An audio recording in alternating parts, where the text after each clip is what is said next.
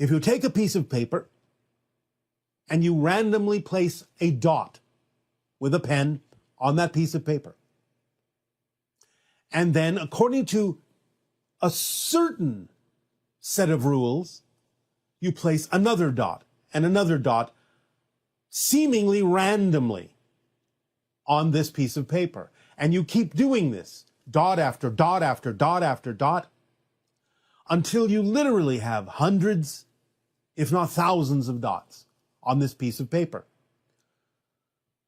By following the guidelines that are given for the chaos game, even though it may seem as if you are placing dots randomly on this piece of paper, what starts to emerge is an underlying pattern that reveals itself as a series of triangles, the underlying structure of the chaotic random pattern that you assumed you were creating.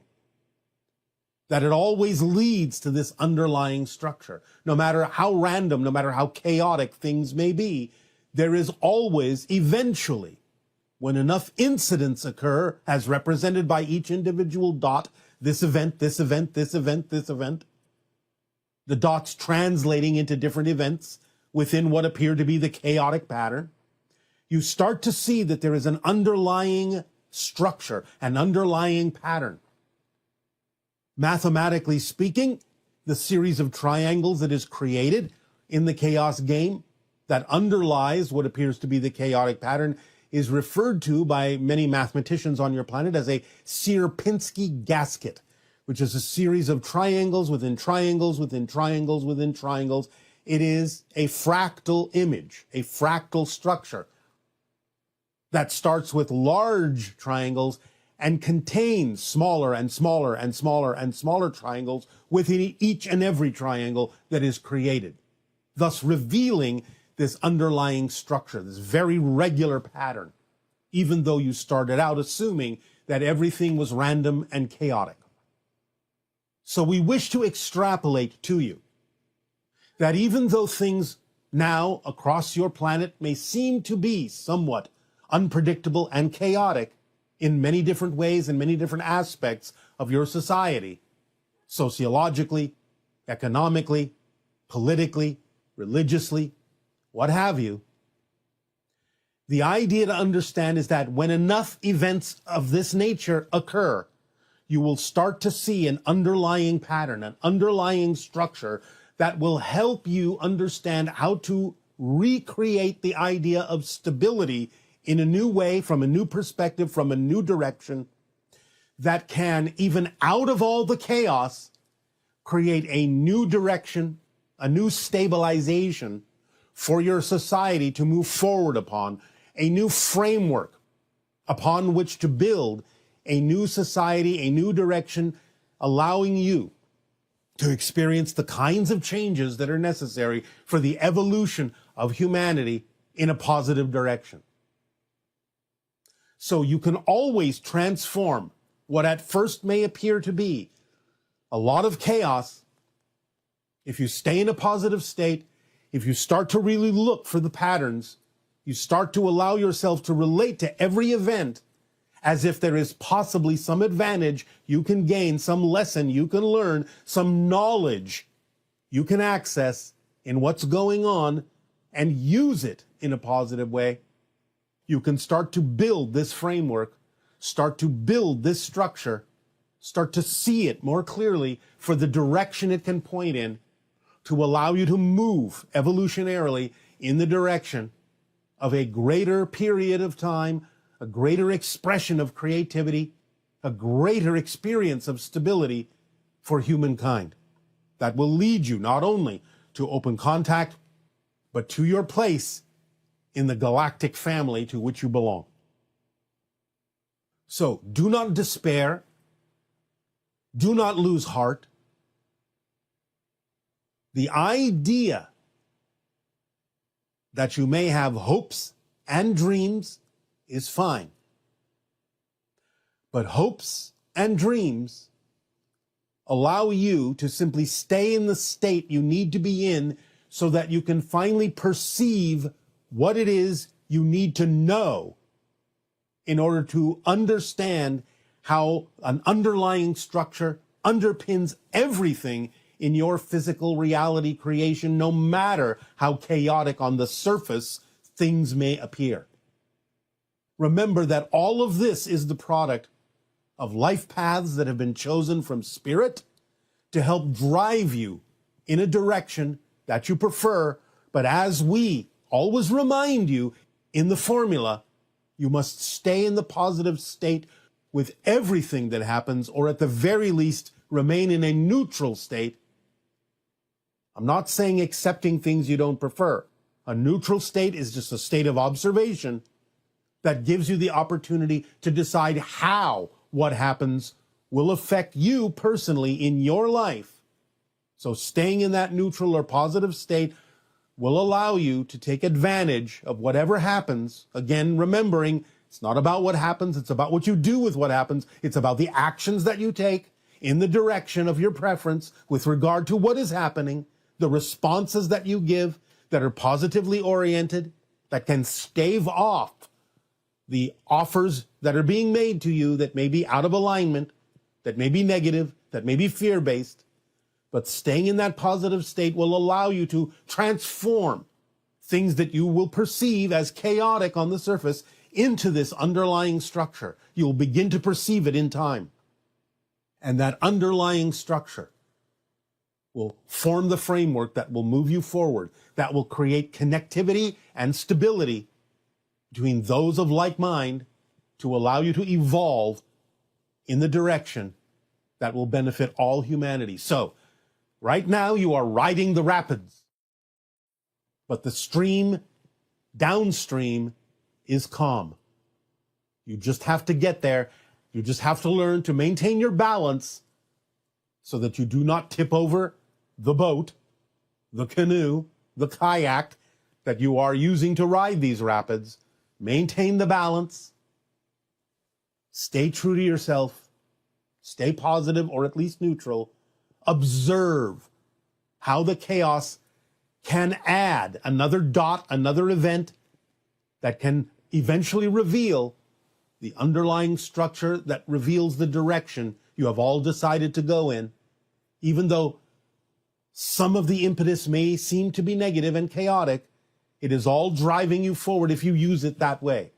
So we encourage you to stay in a space where ultimately the chaos can reveal the underlying patterns to you, that you can begin to see them, connect to them, to allow your heart to open up to them, and to feel the momentum of moving in a direction that will benefit all. So expect the unexpected, but use it to your advantage, because it's all about what you do with what happens. It's all about how you use the surprises, how you use the unexpected, how you use what you don't prefer to move you more clearly in the direction that you do prefer. The power is with you. Don't forget to act. Choose and act. Choose and act. Unexpected things can hold many surprises that are beneficial for humanity. Learn to use them to your advantage. That is what we have to say today. So, we will thank you for allowing us to share this with you. And in return, we ask, how may we continue to be of service to you? How may we help you? Or in our ancient language, Iski teveo atua. Iski teveo atua. How may we help you? Please begin with your questions and dialogues, if you wish. Hey, Good day, good day. I'm so excited to be here and to see you today. My first question is, I've been practicing a state of love and joy and passion as much as I can. And it's a wonderful experience, and to see the world through these lenses. And then at times I feel I put myself in fear. And this is like a fear that I know from my whole life, like underlying fear that's always been there. And then I start overeating, my body gets swollen, and I get frozen. And basically, I cannot do much. And I've been investigating beliefs around that. And yet I feel I'm not really there. I still do that. I find it difficult to, yeah. All right. But again, remember, there must be something that you are even more afraid of, and that's why you stop yourself from moving forward. That's why you freeze yourself, because you are afraid that if you keep moving forward, there is something even more terrifying that may happen. And remember, this is simply the story that the negative belief is telling you, that if you keep going, something really bad will happen. Something really worth being afraid of will happen. Remember, as we have reminded all of you in the past, the more terrifying things get, the closer you are to freeing yourself from the negative belief. Because the more afraid you are to move forward, that means the negative belief is trying harder and harder and harder to make sure you don't let it go. And therefore, it's trying to make you even more scared to move forward, because you're so close to letting it go that it has to try that much harder to make you afraid of letting it go. So you have to see the fact that you get really scared as a sign that you're very close to breaking through and breaking free from the negative belief. You have to have a clearer understanding that that's what's happening, mechanically speaking, that that's how negative beliefs function. And if you can allow yourself to remember that when you are really, really scared, when you are afraid and the fear comes up and the negativity comes up, remind yourself that this is the negative belief working very hard because you're so close to really breaking free and letting it go.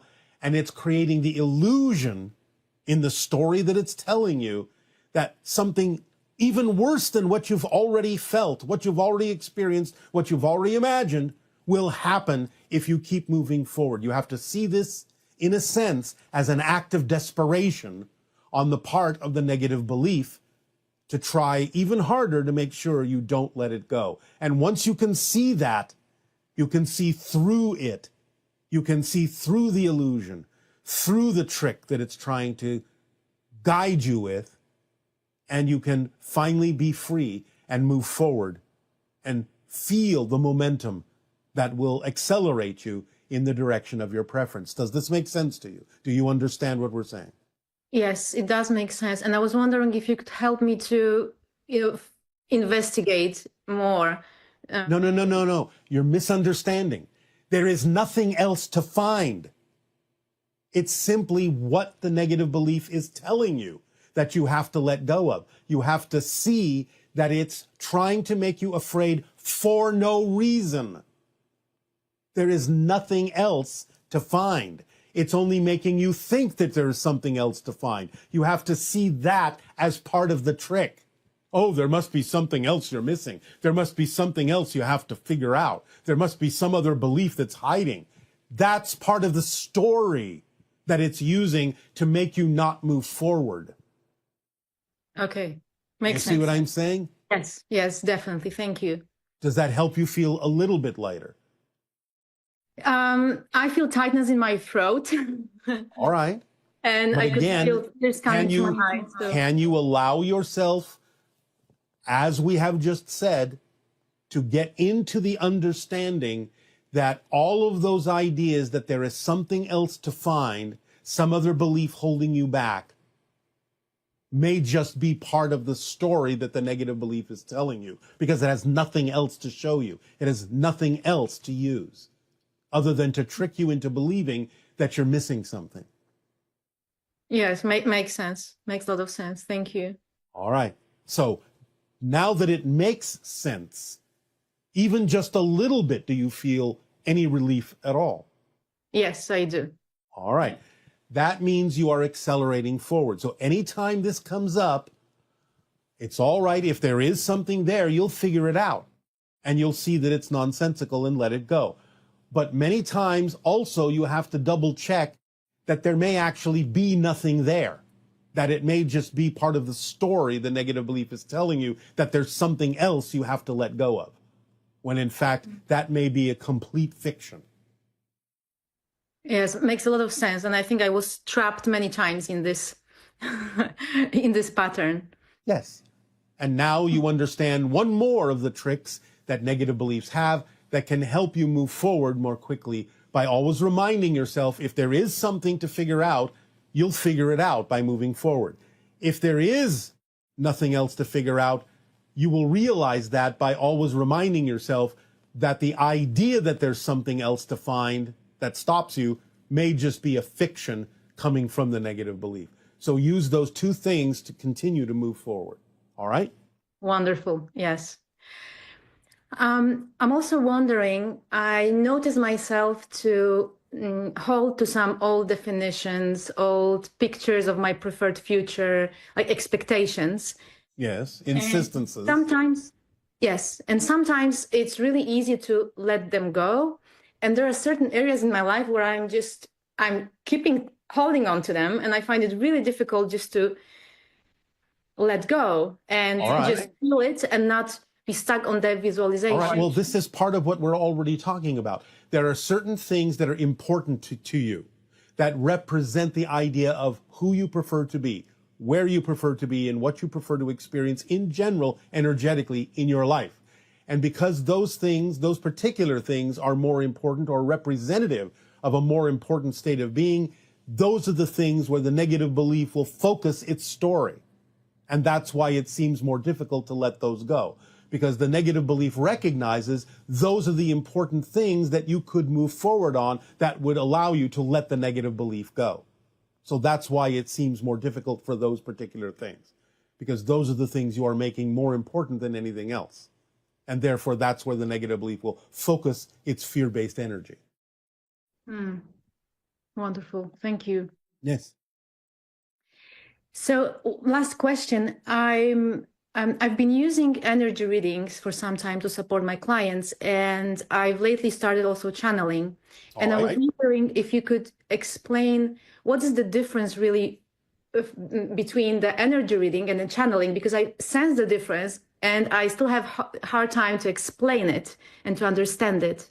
Well, the idea in general is that an energy reading is you're picking up on the vibrations of another individual and translating what that vibration may mean, whereas a channeling may involve a telepathic connection by altering your frequency to match the frequency of another level of consciousness or another being, and acting as a translation device for that other level of consciousness or for that other being to bring through information. Do you understand the difference? Yes, makes a lot of sense. One is like taking a reading with an instrument, and one is like making a telephone call. Yeah. And is there any guidance you could give me on what I could specifically do to enhance my ability to channel? Just keep practicing. Just keep doing it. It will always give you more ability to understand what you need to do. Just trust synchronicity to be your guide, all right? Wonderful. Thank you, Bashar. I appreciate you a lot, so much. Our deep appreciation and unconditional love to you as well. Good day. Good day. Hi, Bashar. Am I experiencing every negative thought and every positive thought in a parallel universe with the same intensity of emotions that I have in this life that I think is the only one? Well, it's not you. It's other beings. Those are other people. They may look like you, but they're not you. So they're experiencing whatever they need to experience on their life path simultaneously with whatever it is that's important for you and relevant for you to experience on your life path. Hello, how are you, Bashar? Perfect, and you? I'm so grateful to be in contact with you right now. It is our passion and our pleasure to speak with you as well. What would you like to discuss? As we know, open contact will happen within 5 years. Are we going to have a certain feeling in our energy in the day of the open contact? Yes, of course you will. But that depends on what it is you bring to the experience. For example, for someone that really cleared their energy and they worked with themselves by that time, how would they feel? How would be the energy in that day? Because I feel like it will be kind of a particular feeling of that Well, moment or that day. again, it depends on the person, but in general, you may find that your heart will swell with relief and release and love. You may have tears flowing from your eyes. You may experience a great deal of ecstasy or elation or feel almost like you're floating. It can be different for different people. Some people will feel even more grounded, more connected to nature. Some people may feel that their prayers have been answered, so to speak. Some people may feel the potential of the challenges that await you in the future that will expand humanity beyond your imagination. You can feel it in a number of different ways, from exposure to the vibration of the extraterrestrials that will be first introduced to your society. Some of you may receive telepathic contacts. You may find your mind opening up and clarity as you drop all of the negative and fear-based beliefs that you've been holding on to. Some of you may find it a little more challenging to deal with those things, and some of you may not experience contact at all, depending upon the belief systems you brought to the experience. So again, it depends upon the different individuals. But for those who have cleared out most of their ideas of negative beliefs, fear-based beliefs, for those who are willing to open up, you may experience some of the things that we have already just described. That's amazing. Thank you so much. Yes. Didn't the bird phoenix exist, or is just a myth in our history? In Arabic language, phoenix bird translates as Anka, as my name is Anka. Could my name be related to this energy and its meanings? Well, to some degree, yes, because the Ankh or Anka, as the channel's name is also, is the idea of eternal life, eternal rebirth. It is connected to the concept of reincarnation, that experience. It is not literally a real animal, except in the idea of the astral realm and the higher levels of existence. But the idea is that it is not something that existed physically on your planet, but is an interpretive symbol in the collective consciousness. It is an archetypal representation of the idea that you are eternal, that your life is eternal, that you will always have another chance, that there is always an opportunity for rebirth. Does it have to do also with the Cygnus star system?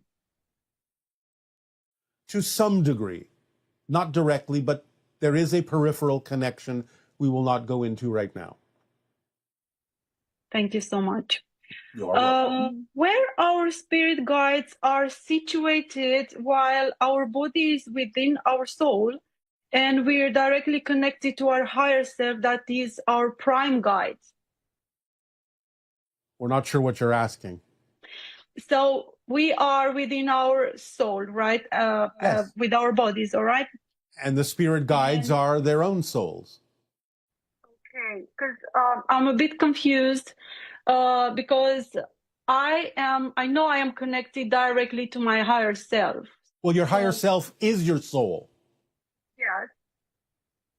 Then the spirit guides are their own souls. Okay, yes. All right. Yes. And you vibrationally communicate. Vibrationally communicate, and they helping in from that perspective. Okay. Yes, your spirit guides, your soul family, angelic beings, a lot of beings. Every person has a large team of beings that are helping you. Yes, that's amazing. Does the spirit side extend above 5D? Oh, absolutely. Absolutely. What kind of consciousness resides, in the 6th, 7th, so 4 dimensions? Not easy to describe in your language. Yeah, I figure. Because I know there is a lot of, endless consciousnesses that expand above these dimensions.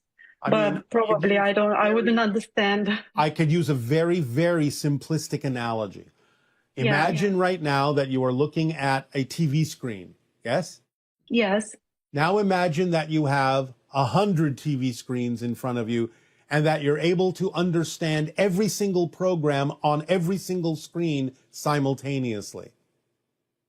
Can you do that in your Yes. imagination?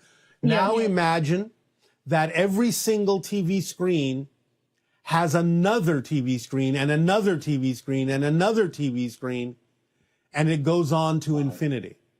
And you can understand all of those and perceive all of those simultaneously. And each of them represents a completely different reality, a different timeline, a different universe. And you understand all of that simultaneously.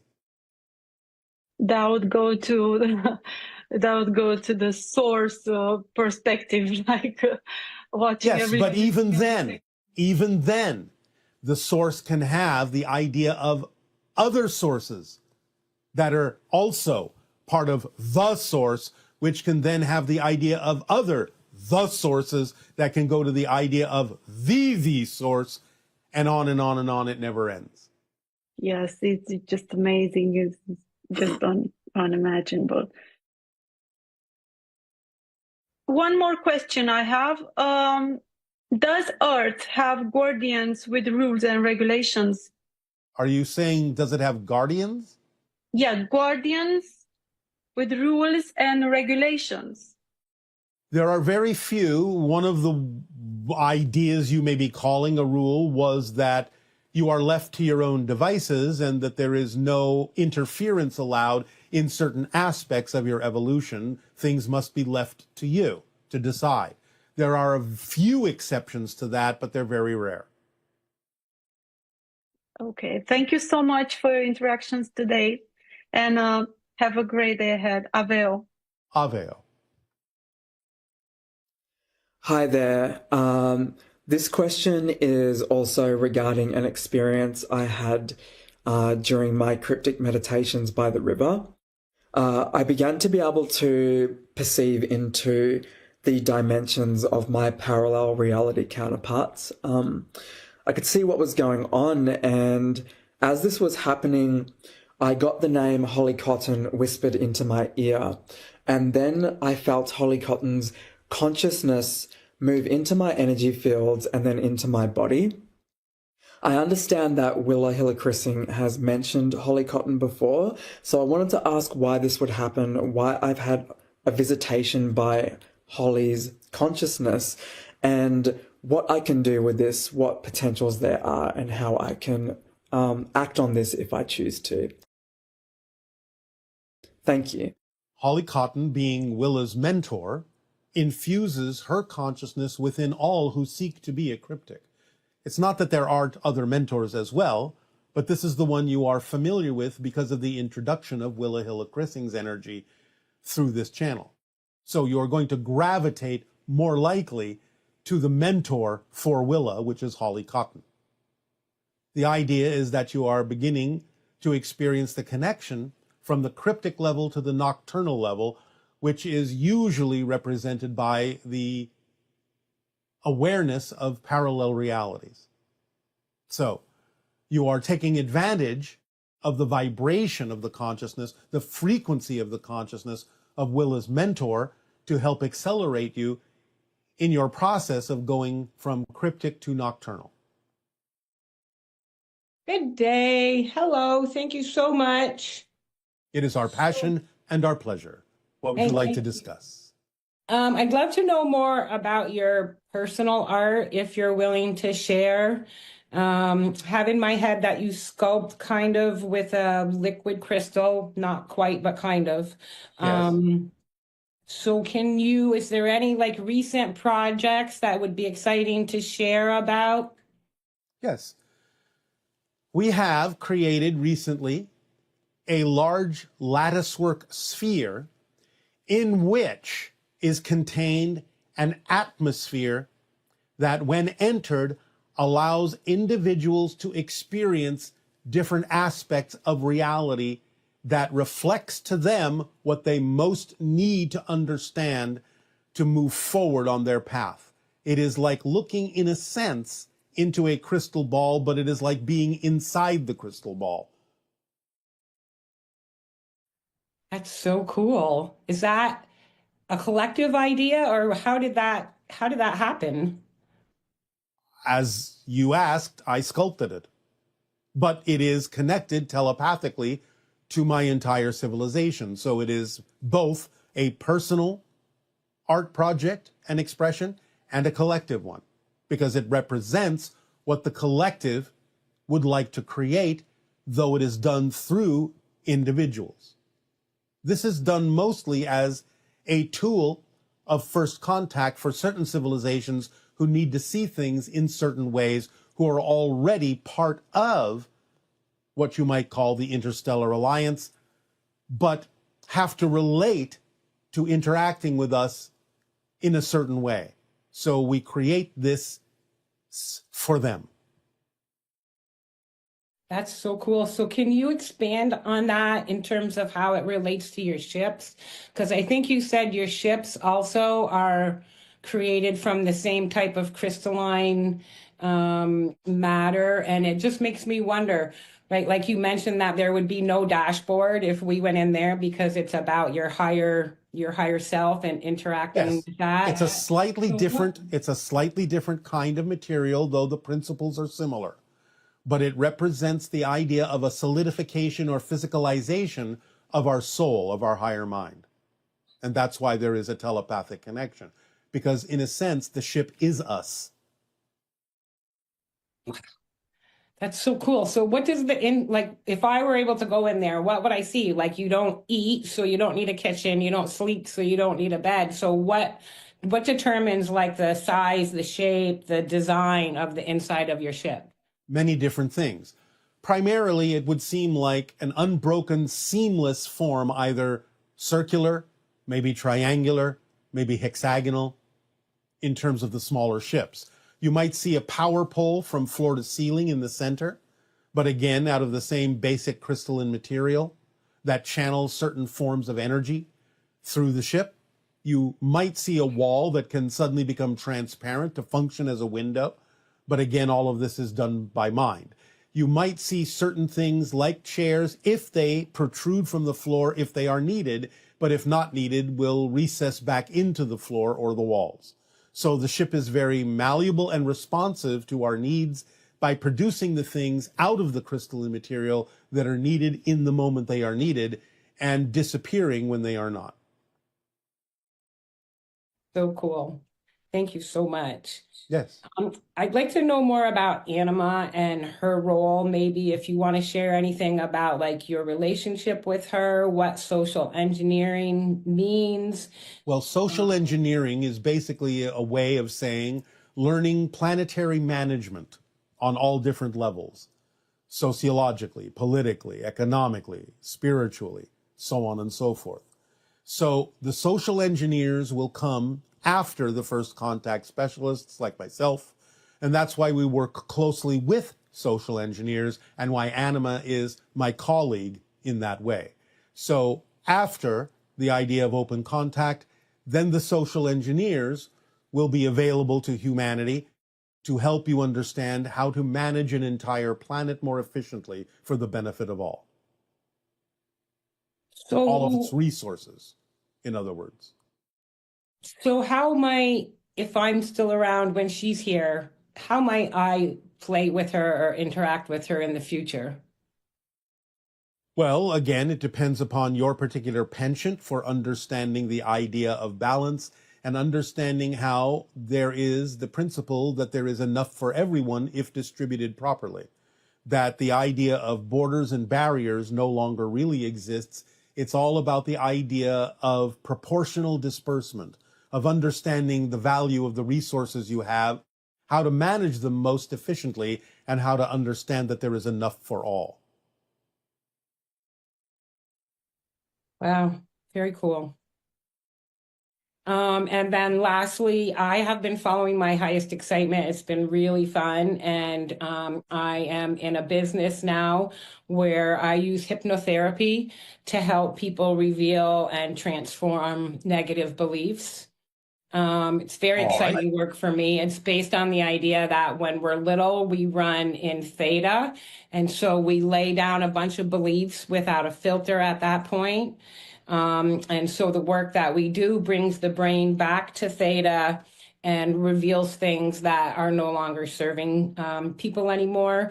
Is there any information that you can give me that would make it more powerful for my clients so that we could tweak the process in any way that would make it more helpful or more effective? Well, if they're willing to go into gamma first, that can help them unlock a few things that will make it easier to go into the theta level where the work can be done. Oh. And can I guide that? Yes, of course. How would I do that?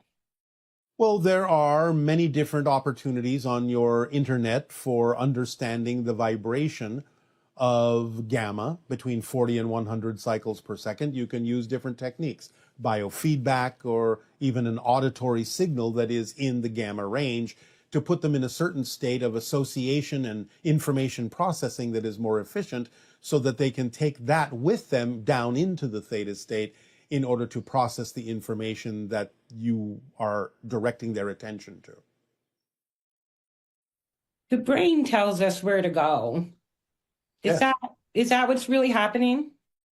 Yes. Okay. But it depends on the state of the brain. And that way, by putting them in gamma first, which is the channeling state, it's like they are taking a submersible vehicle down into different levels where they will have an easier time of processing the information that they find there. So that could be something as simple as listening to one of those frequency recordings before we start the process? It can be. Different things will work for different people. You'll figure it out. Okay, cool. Thank you very much. I appreciate it all, and I appreciate you very much. Our deep appreciation to you and unconditional love to you as well. Aveo. Thank you, Aveo.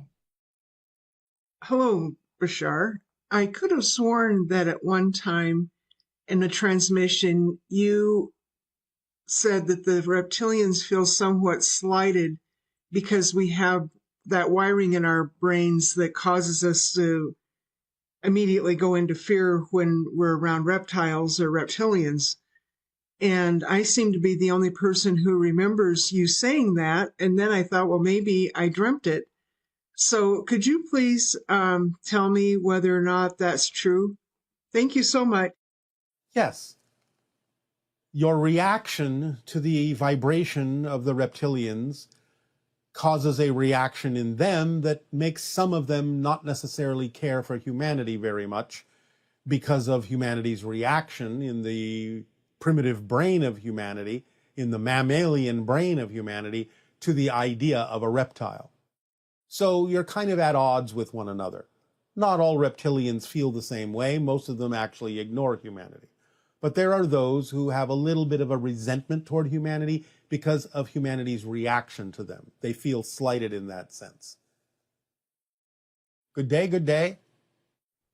How are you doing? Perfect, and you? Good. I wanted to ask you, what is the secret of the universe? That you are completely empowered, that you have the greatest power to choose, that you determine your life path, that you create your reality, that you are an aspect of all that is, experiencing itself through what appears to be an aspect of itself. Okay. I understand. How do I activate the dormant abilities in my heart? By following the formula. Is this the only way? It is not the only way, but it is the way that is most efficient, which is why we give it to you, so you don't have to overthink it or overcomplicate it. It includes every possible process that you have decided to experience on your life path. So if you want to be efficient, use the formula. If you want to take a longer route, that's up to you. No, I'll skip the longer route. All right. 1 second. Who was the person in my room not too long ago? I think it was an ET, but I'm not sure. What did you experience? There was a person next to me, and they were making eye on eye contact with me, and suddenly, like, I sort of blacked out for a minute.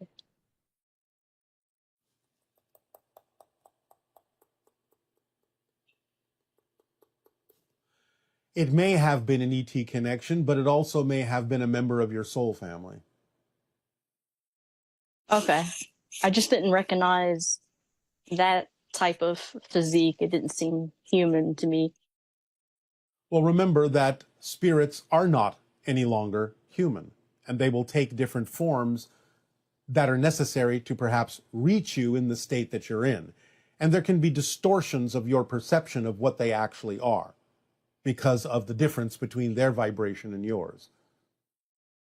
Oh, okay. So my mind can create this mask of what they are in my mind.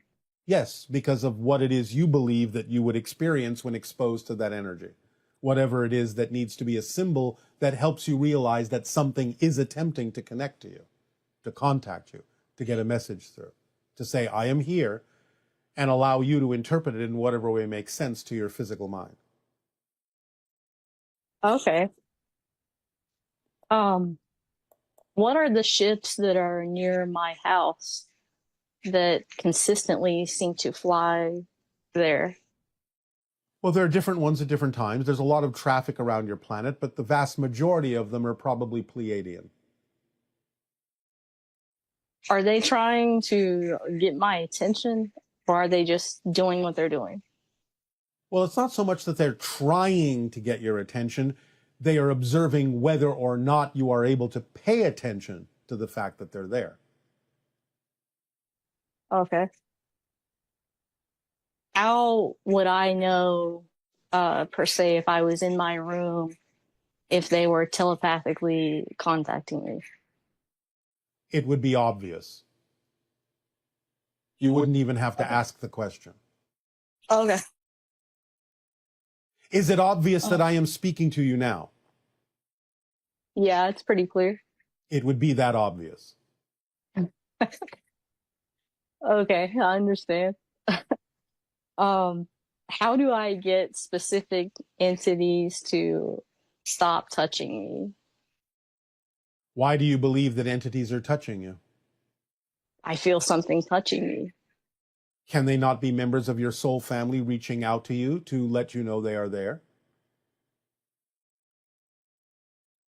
I don't think so. Why don't you think so? It doesn't feel very positive to me. What is it that you are afraid of in life?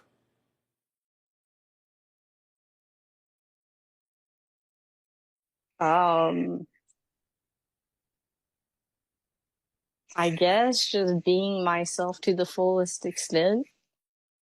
And why is that something you are afraid of? What do you think will happen if you are yourself to the fullest extent?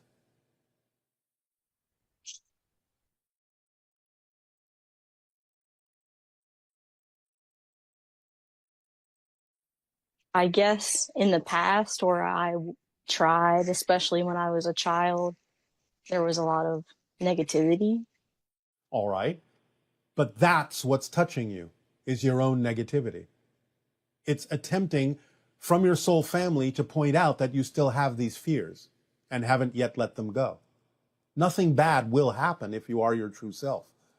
That's just the negative and fear-based belief telling you a story to prevent you from letting it go and moving forward. So in a sense, the touching is to point out that you still have fears, and that's why it's uncomfortable for you. They're attempting to get you to face those fears and let them go. They're pointing them out to you. So if you want them to stop touching you, you have to let go of your fears. Okay. Then they will have no reason to point them out to you. Is there a different way that they can point that out to me? It's being done out of love. It's your life path. You ask them to remind you that you have these fears and this is your challenge, and that you ask them to help you get in touch with them so that you could find out what these belief systems are that don't work for you and let them go. So they're just doing what you asked them to do. You just don't remember that.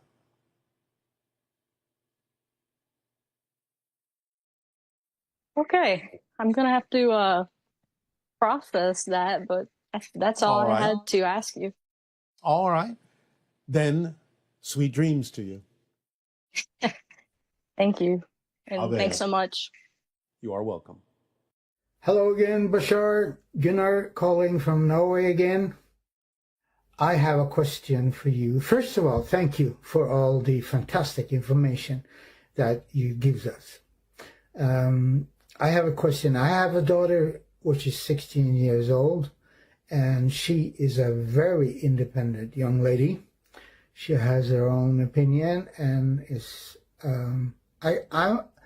sometimes I wonder if she is from another planet or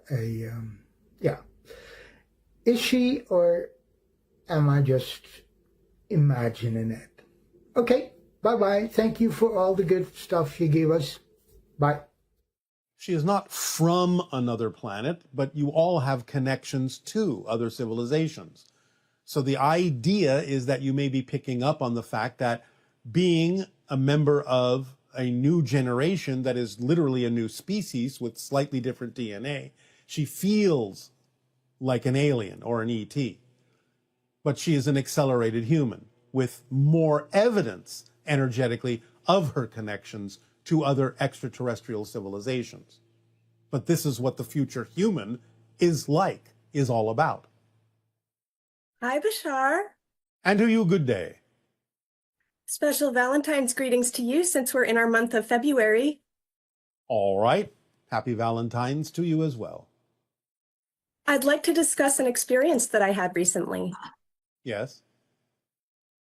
It was early October last year, very early morning, sometime around 3 a.m.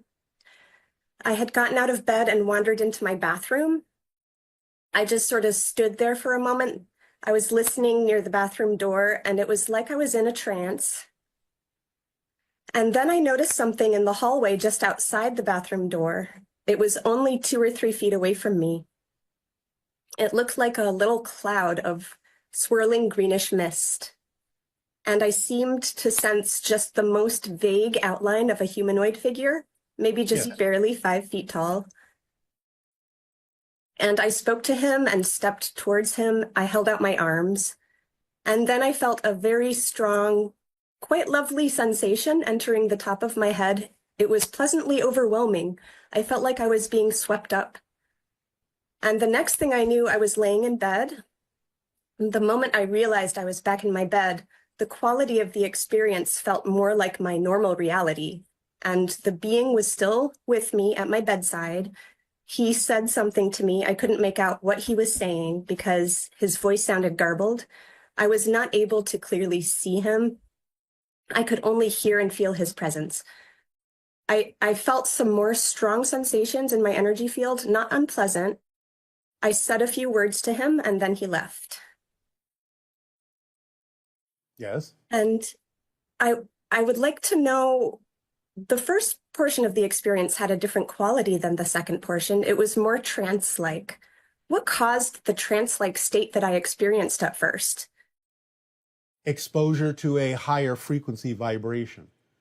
It is kind of a reset that you asked for and were given. It kind of resets you to put you on your path a little bit more clearly.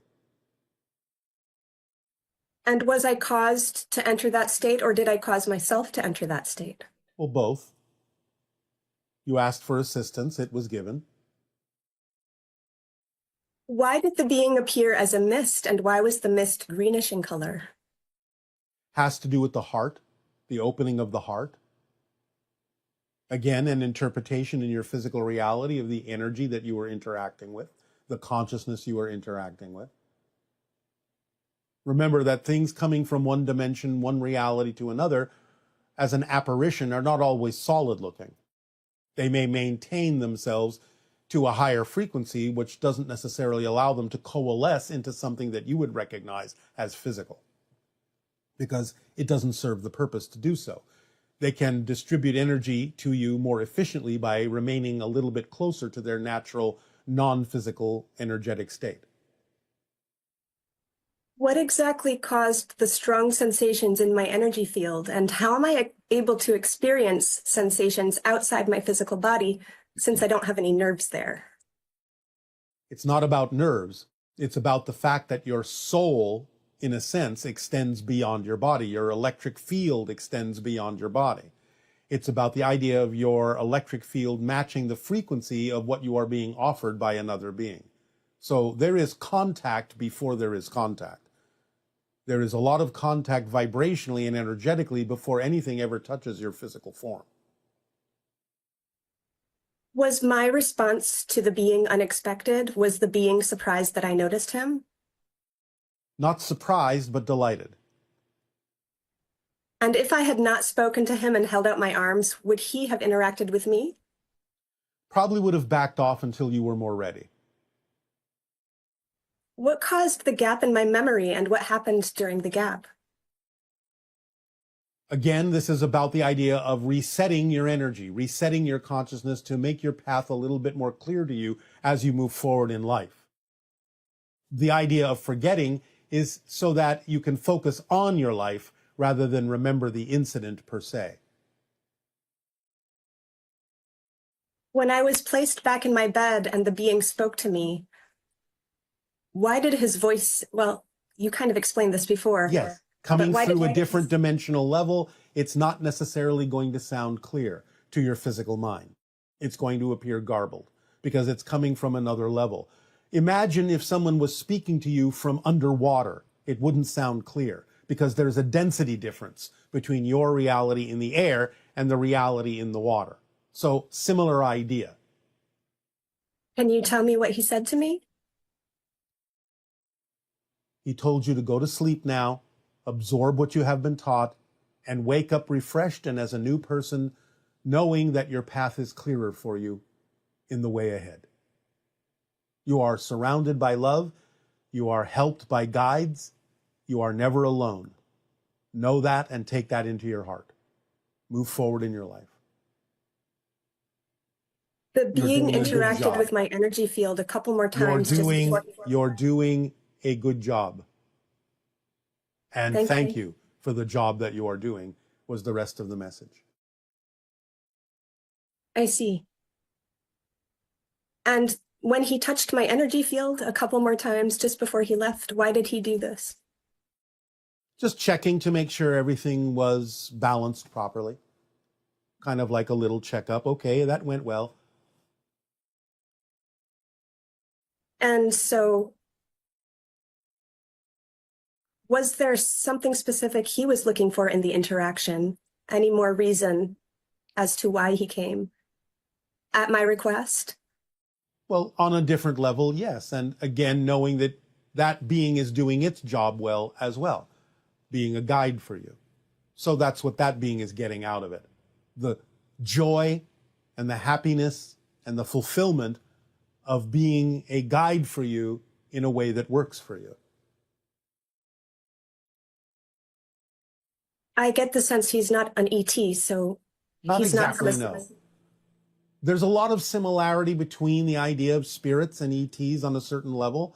Hard to tell the difference at that level, but no, not exactly. It's more the idea of a guide. So there's no civilization that he's coming from, or... Well, if you want to call the spirit realm a civilization, you can. I see. Because it is its own reality. It is its own realm. It is its own world. Does this being have a name or a symbol that can act as a phone number? Well, the idea of the green mist can be that way if you want to hold the imagination and the visualization of it. That can act as a connecting symbol. I understand. Or if you wish, the image of a green heart. Thank you. Bashar, I want to thank you for connecting with me today. It is our passion and our pleasure and probably the result of the interaction you had with that other being. Understood. Thank you. Aveo. Bye. Hi, Bashar. and Daryl. My name is Angela, and I am 46. I'm from Wilmington, Delaware. And when I was a child, about 5 years old, I had a very frightening experience in my second floor bathroom. I was answering the call of nature, and when I was finished, I stood up and I looked out my window, and there was a being on the other side looking at me, and it was very terrifying for me as a little kid. The color of their skin was green, but I don't remember which shade. And the first thought in my mind was, this is some kind of goblin. I shut my eyes very tight, and when I looked again, it was gone. It was very vivid. It was not my imagination, and I never told anybody about it because I didn't think anybody would believe me. I'd really appreciate if you could tell me who or what that being was. Thank you so much. It was a type of extraterrestrial that is relatively rare in terms of its visitations to your planet. We cannot necessarily go into a lot of detail about that particular extraterrestrial species at this time. They will eventually be introduced to your society when open contact occurs. But there are those who from time to time will visit Earth and sort of observe and peer in to understand humanity. And they will be attracted sometimes to the idea of children because children are so open energetically and consciously to the idea of other dimensions and other realms.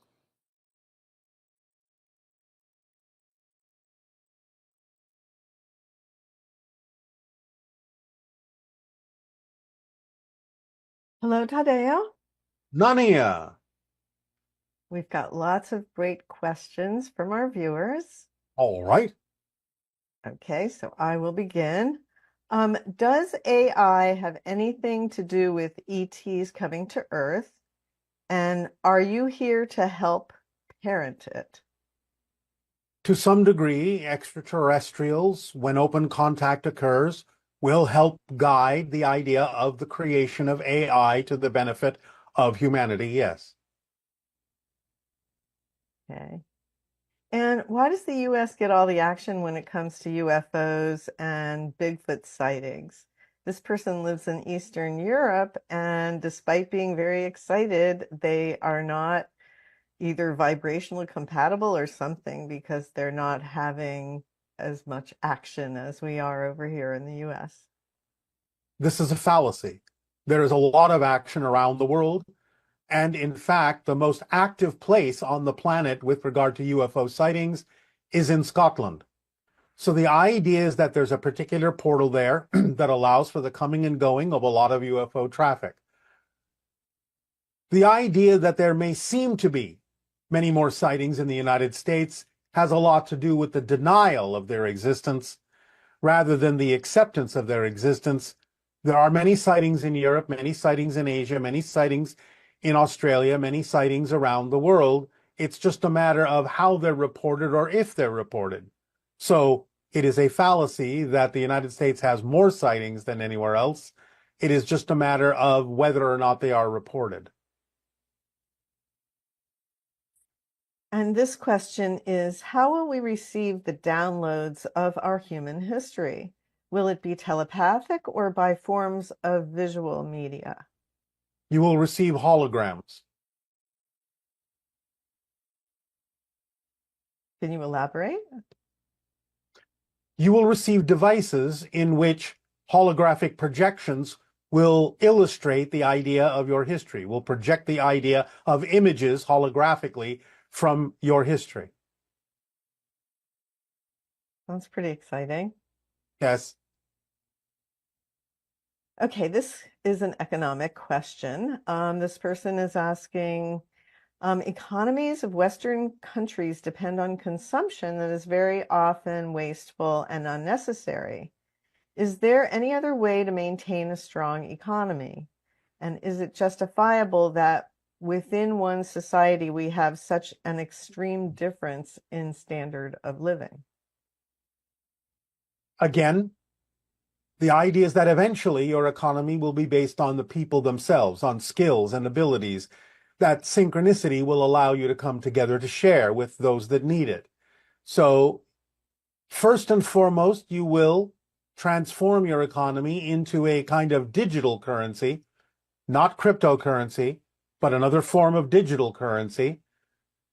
And then eventually you will not need the idea of any artificial exchange. You will allow synchronicity to be what organizes your society in a variety of different ways that will bring what you need to those that need it. This is decades in the future, but it will transform before then into, again, a variety of more balanced ways of exchange having to do with digital currency. Okay, and while you answered this in the monologue, you may want to elaborate. This person is asking, will you give us some mental and physical strategies to thrive in the midst of the current chaos? We address the idea that underlying what appears to be chaos, there are patterns that you can search for, but on another level. Understand this is the concept of the swing of the pendulum, going to extremes on your planet. It is about eliminating the idea of responding and reacting with extremism. It is about staying closer to the center.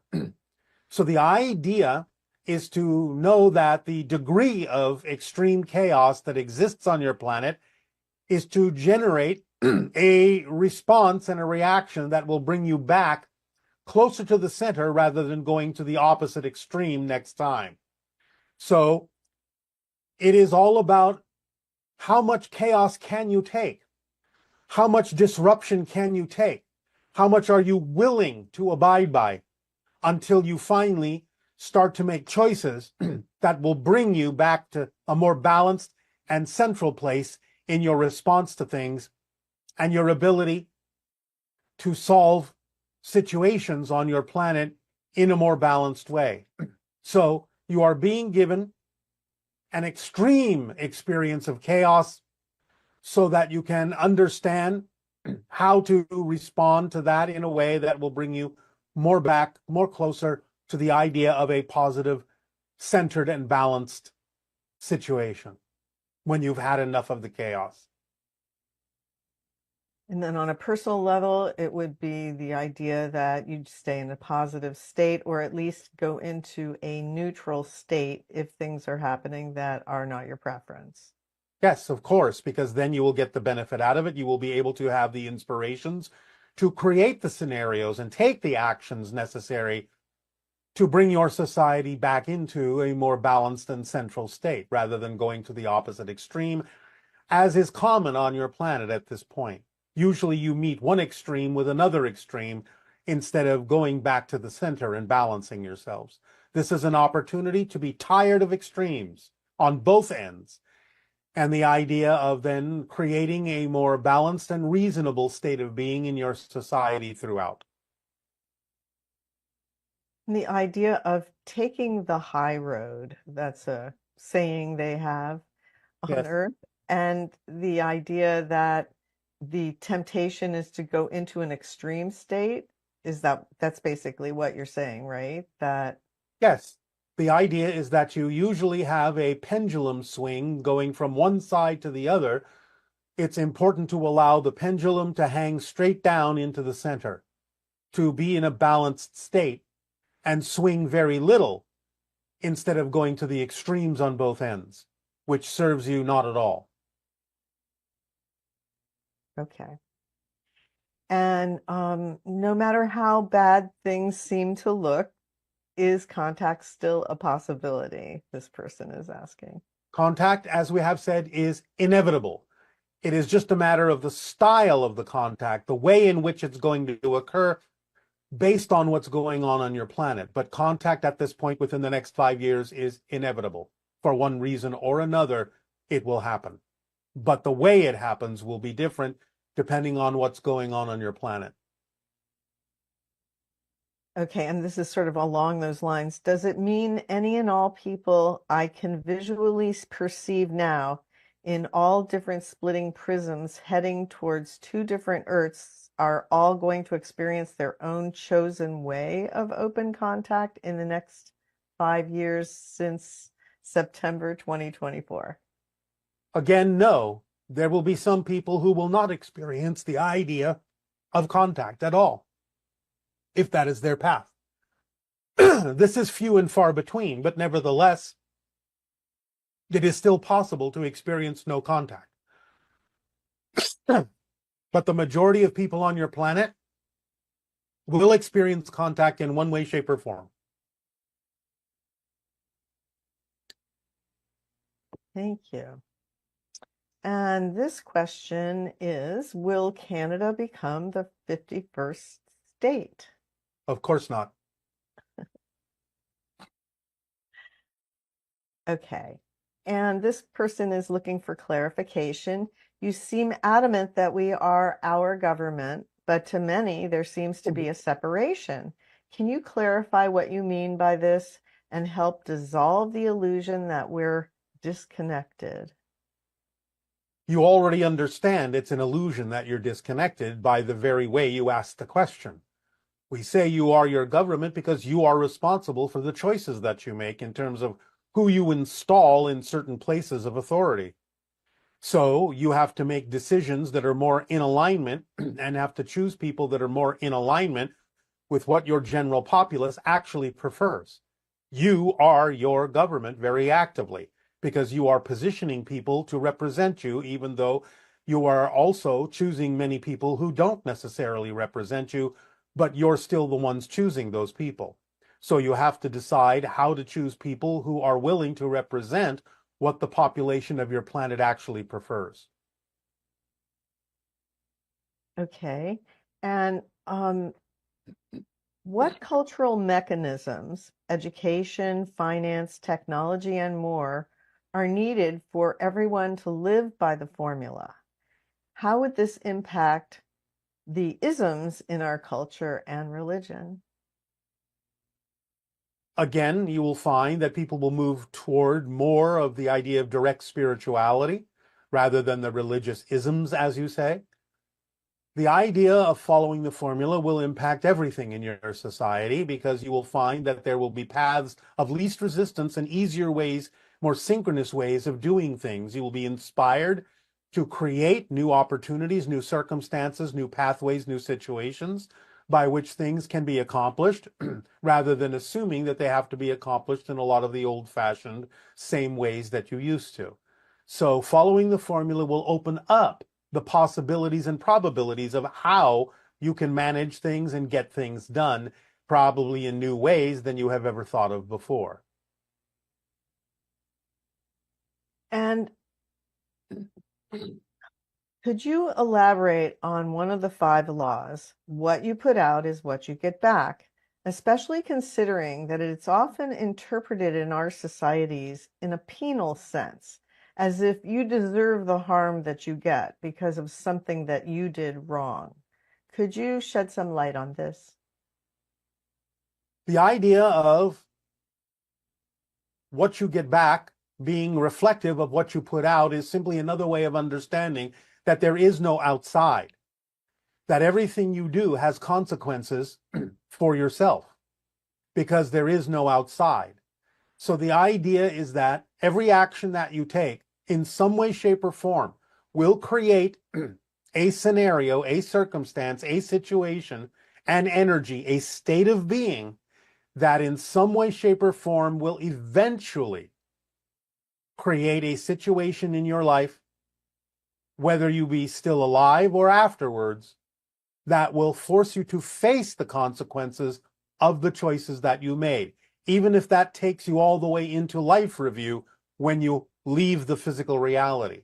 There is no way to avoid any action that you take or any consequence of any action that you take because there is no outside, and especially in spirit, there is no longer any sense of separation between you and others.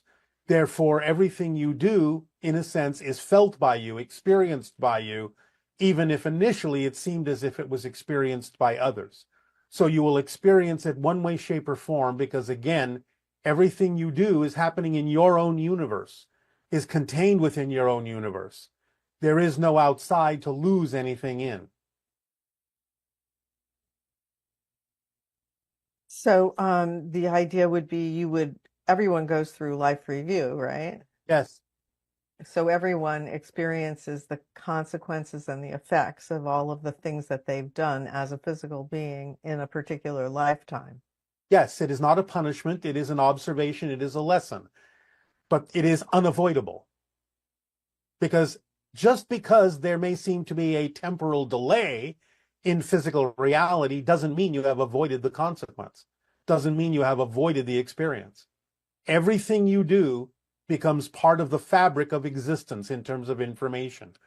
And especially after you leave physical reality, after you expand back into spirit, there is no longer any temporal barrier to prevent you from experiencing the direct consequence of every action you have ever taken, even in physical reality.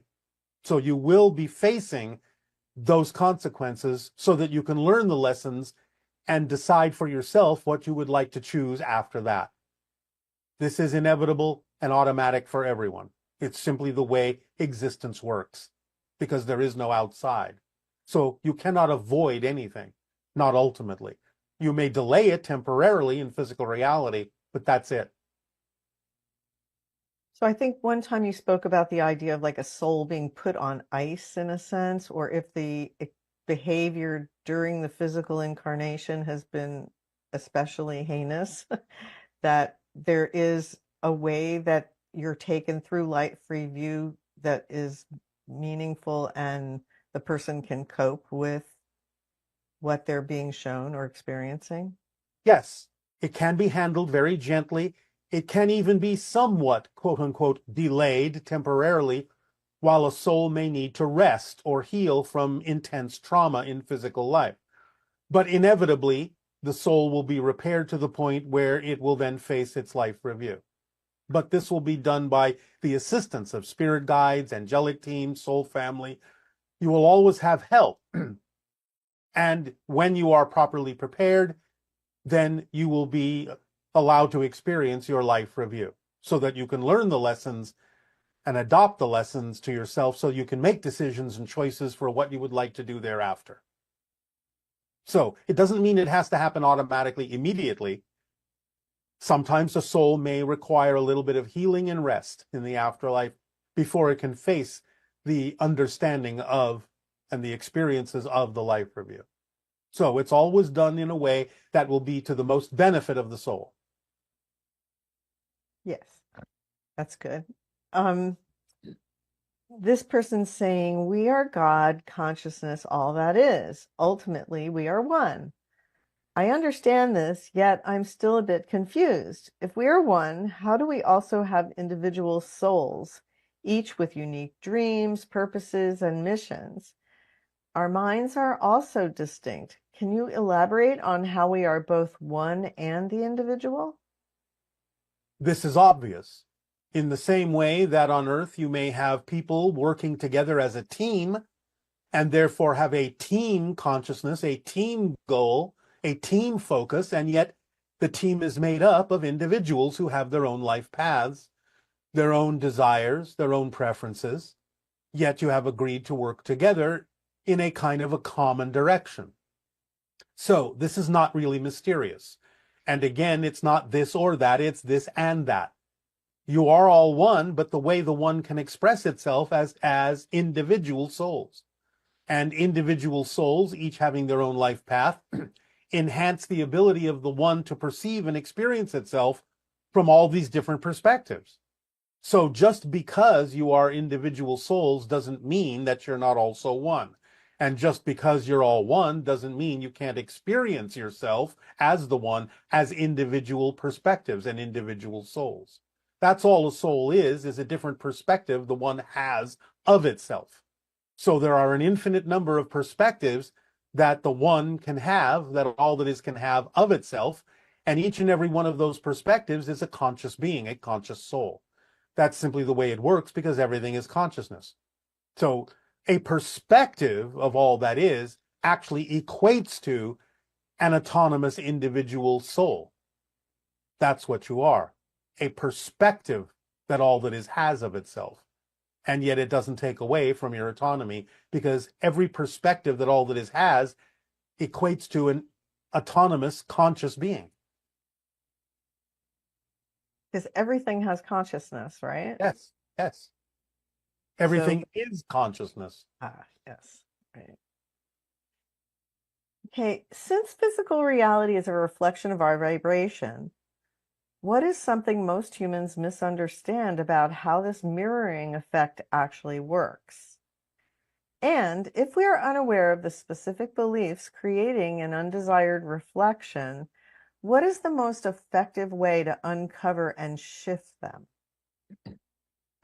Well, if you have what you are perceiving as an undesired reflection, of course, depending on whether you're negatively judging the reflection or whether it's something truly out of alignment with who you are, of course, is the first question you ask yourself.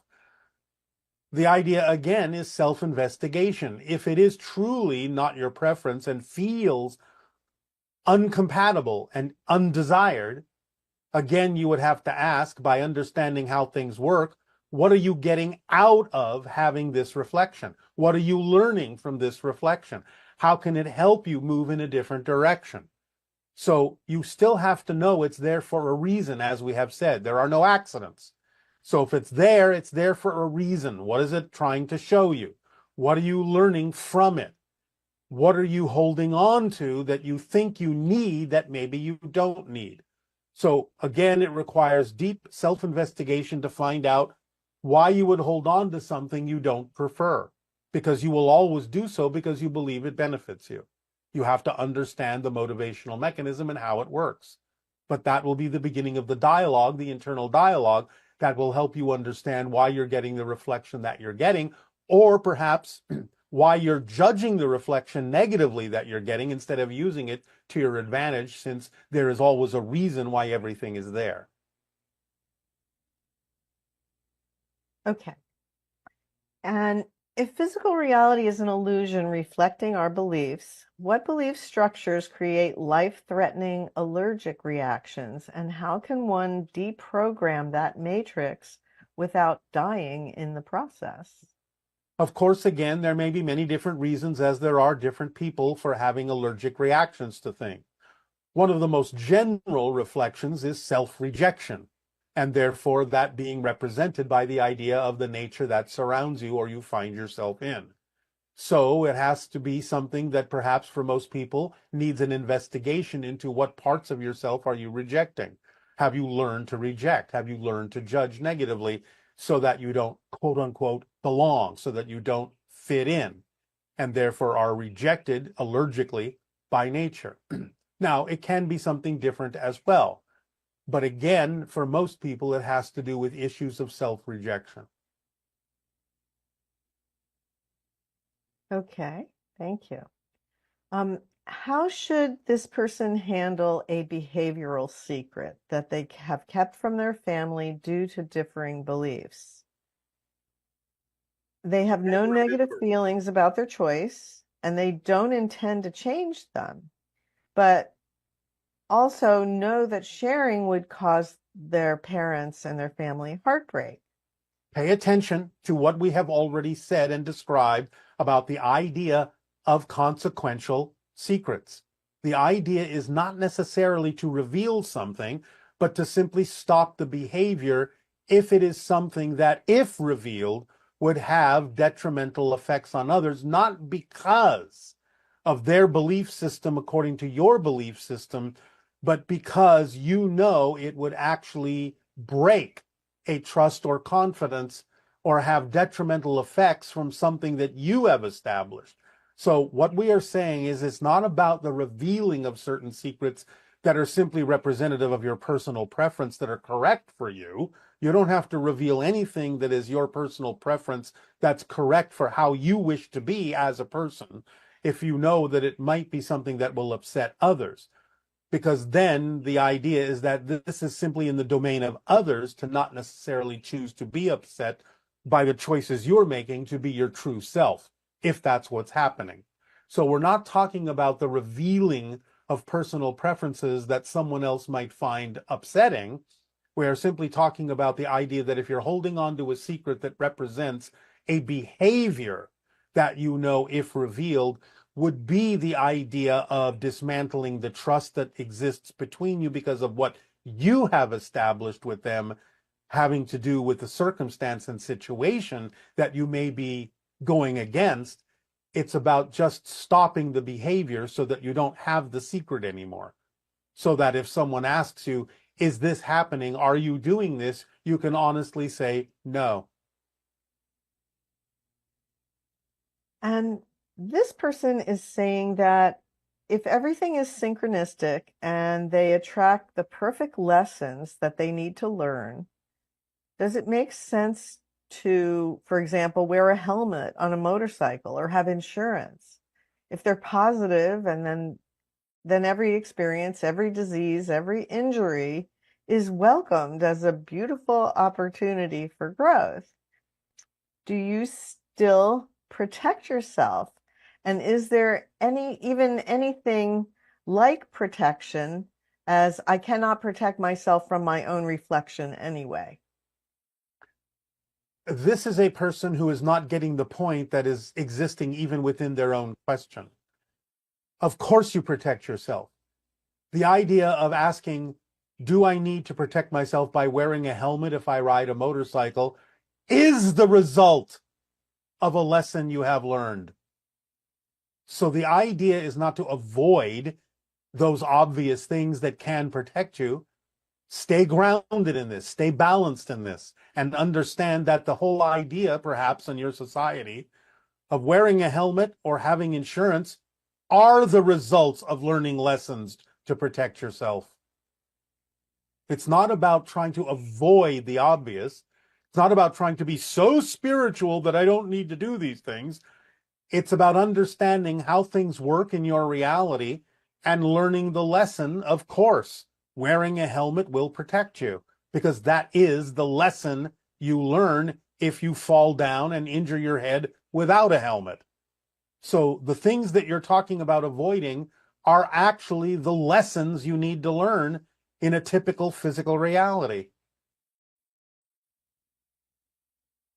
That's really a great understanding, you know? Yes. Don't be so spiritual that you forget that following the lessons of physical reality is just as spiritual as anything. Now, this questioner is saying that her boyfriend completely refuses to believe anything that has to do with souls, UFOs, ETs. Did he and other people who think like him choose the experience of being closed-minded about these topics before incarnating on Earth? And if not, is there a way to help them wake up? There may not be. Yes, it is a situational choice of the spirit to know that they are going into a reality where things like spirit, UFOs, ETs, the expansion of consciousness are going to become part and parcel of the expansion of humanity in this particular time frame, in this day and age. Therefore, going into the idea that they have fear about these things and refuse to acknowledge that they could be possibilities is part of their particular choices and lessons that they have chosen to learn. They may not learn it. It may be their life path to not open up to these things, but that's all right. Again, it may simply be an opportunity for them to realize that these things do exist. They're simply afraid of changing their entire worldview paradigm at this particular point because they have a belief system that says they cannot handle it or that everything would come crashing down.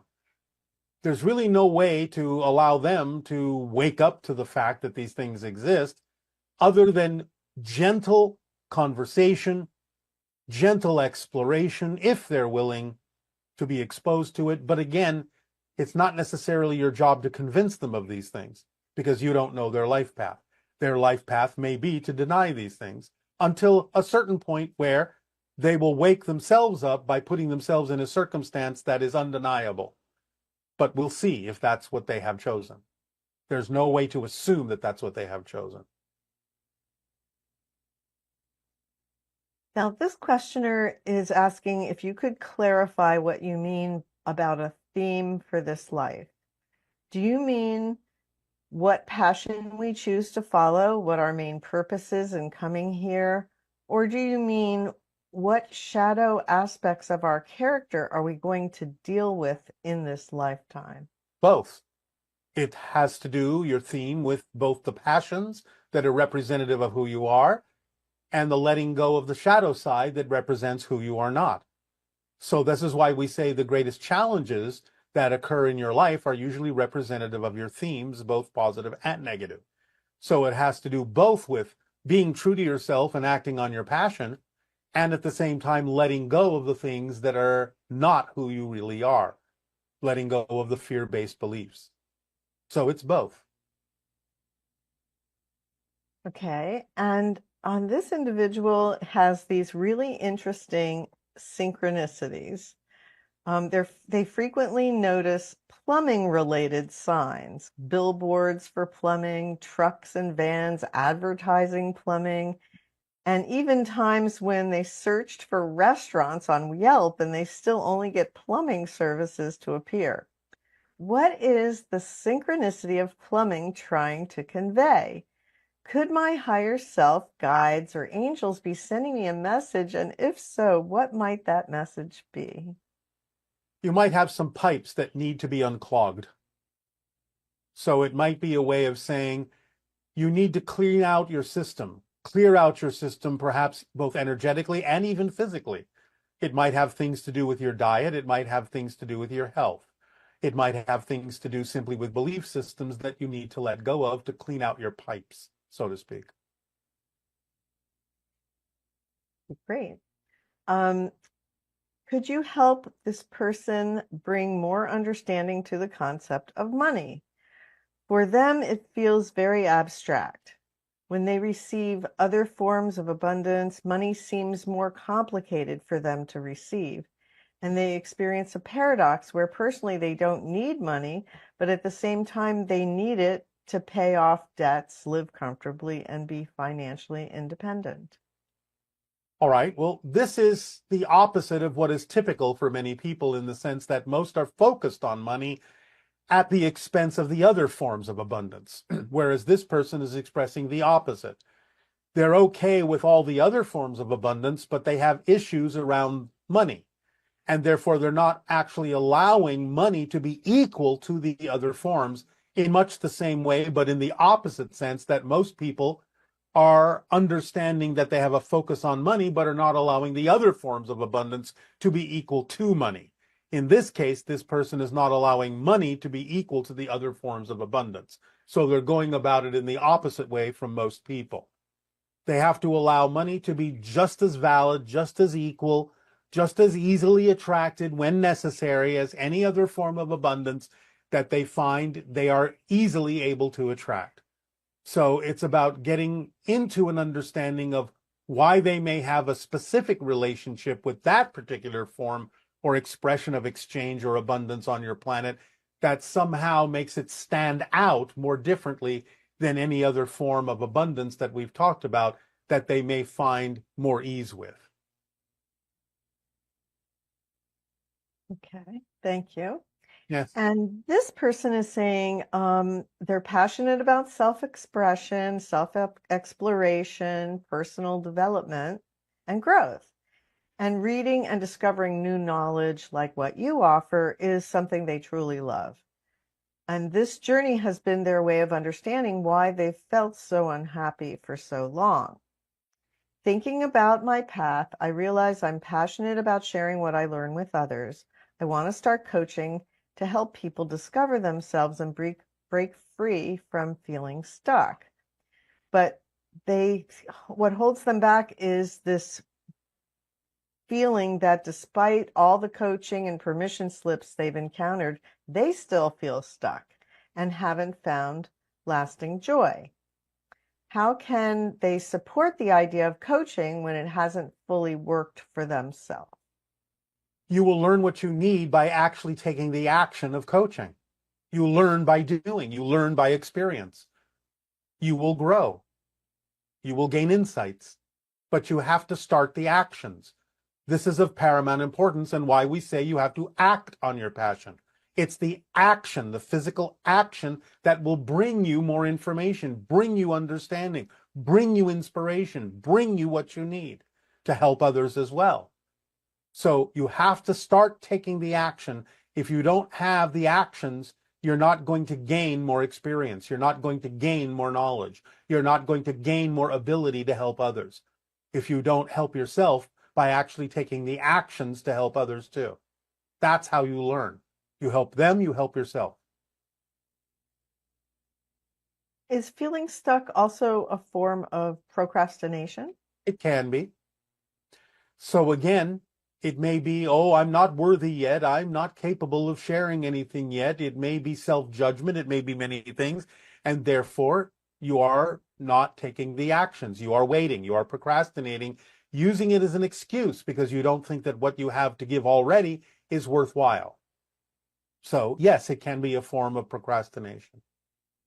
So the idea of taking action in some form in that direction can eventually help you break through whatever barriers to understanding your issue is.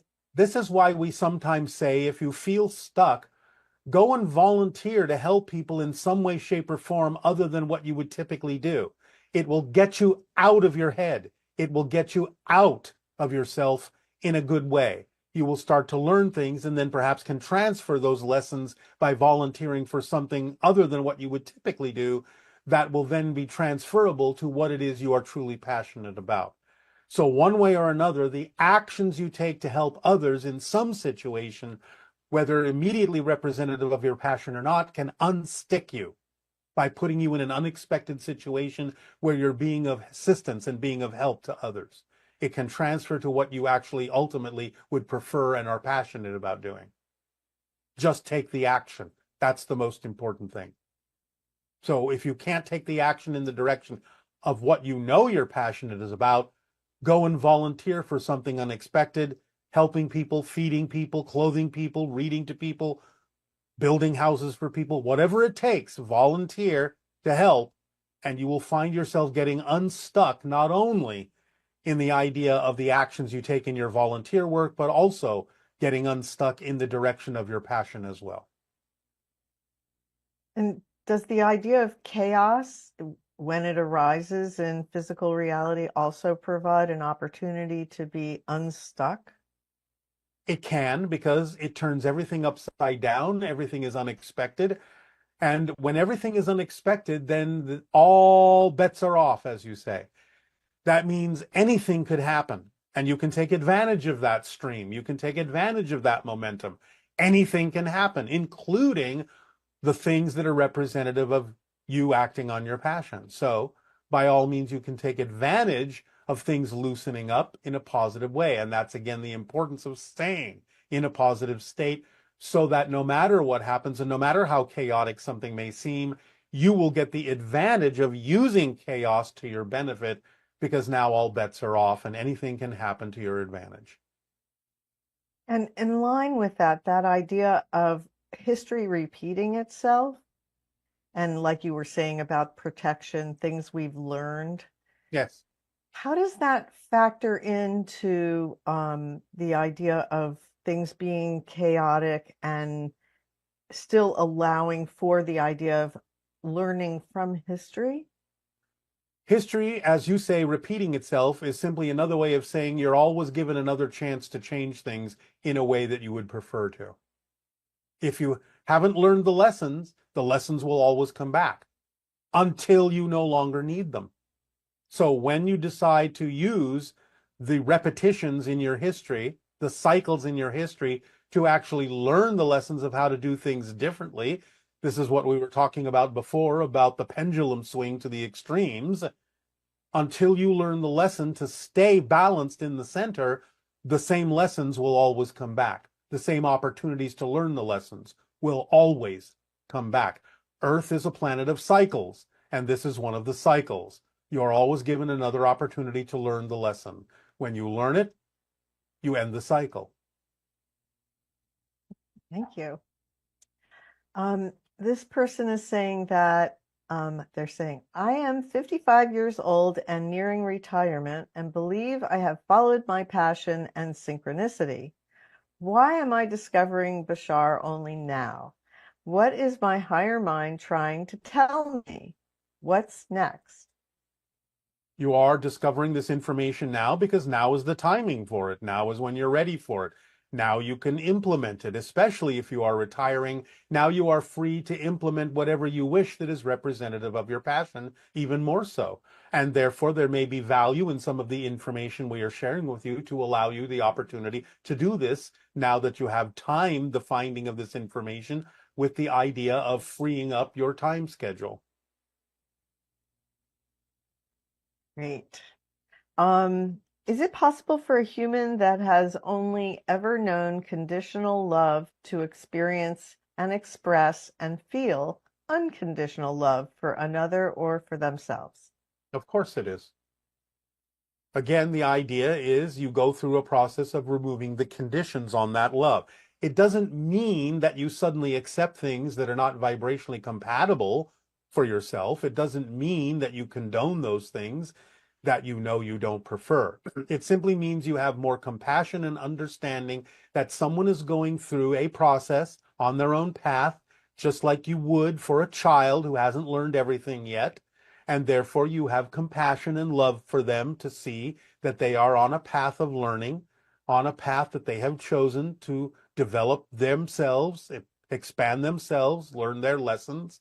And therefore you can love them and support them in the doing of that thing without necessarily condoning the negative belief systems or fear-based actions that they may take on their journey. You can help them understand how to make better choices, more positive choices. And the next question is, I've heard you say that negative beliefs will do everything in their power, including hiding themselves. Yes. Will you please say more about this? Well, again, you have to understand that negative beliefs will use denial to make it seem as if there's nothing to look for. So they use denial because a person that is in denial is also in denial that they're in denial. And therefore it forms kind of a double protective layer for the negative belief that you don't even think there's anything to go looking for. You don't even start exploring. So that's how it uses the idea of denial to hide itself by creating this sort of double barrier, this double shell.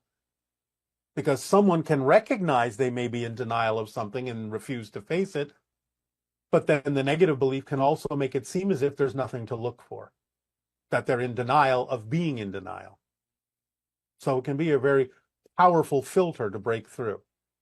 But again, if you understand that this is how beliefs, and especially negative beliefs, work, then you can always go exploring to see if you are in fact in denial about being in denial about something. And the next question is, if you've survived years of sexual abuse at a young age and want to help others heal, but the perpetrator denies everything, how can you be of service when you cannot openly share your own experience? You can openly share your own experience. You don't necessarily have to name the perpetrator. You can simply use what was done as a general example in order to illustrate the points that you are making to help others. So you can use it as general examples of your experience without necessarily pointing a finger at a specific person who may be in denial of their actions. And next question. How do I live a life where I am aware of the negative but only experience the positive? How does that work exactly? And what will it look like? Again, you can be aware that there will always be an opportunity to choose the negative, but you have to get to a point where you realize it makes no sense to do so. You have to understand very deeply and very clearly and very precisely how things work, how you create your reality, and why you would ever create a reason to choose the negative idea, the fear-based idea. And again, remembering the formula and the fourth step of remaining in a positive state no matter what happens is what will allow you to transform any experience, even ones you don't prefer, ones that are out of alignment with who you choose to be. It'll allow you to transform them and get a benefit from them no matter what they are. So the idea is to, again, to understand how this all works and to use it precisely. And then you can recognize there will always be the opportunity to choose something negative, but it will simply no longer make any sense for you to do so. You will never react even to something that you don't prefer in a negative way. Remember, it's not about what happens, it's about what you do with what happens that makes the difference. So no one is saying that something may not manifest ever again that you don't prefer. That's not what we're saying. It doesn't mean those things can't manifest. It simply means, what are you going to do if it does? Are you going to stay in a positive state so you can get a benefit from it? Or are you going to react negatively to it as if something is wrong just because it manifested? You're always given an opportunity to learn a lesson from something. So don't go by what it is, go by what you do with what it is. Perfect, because that just answered the next question. So I will move on. All right. Discernment, how can we best differentiate which information is coming from our physical mind and which is coming from our higher mind? It's not always clear. Well, it depends on what kind of information you're talking about.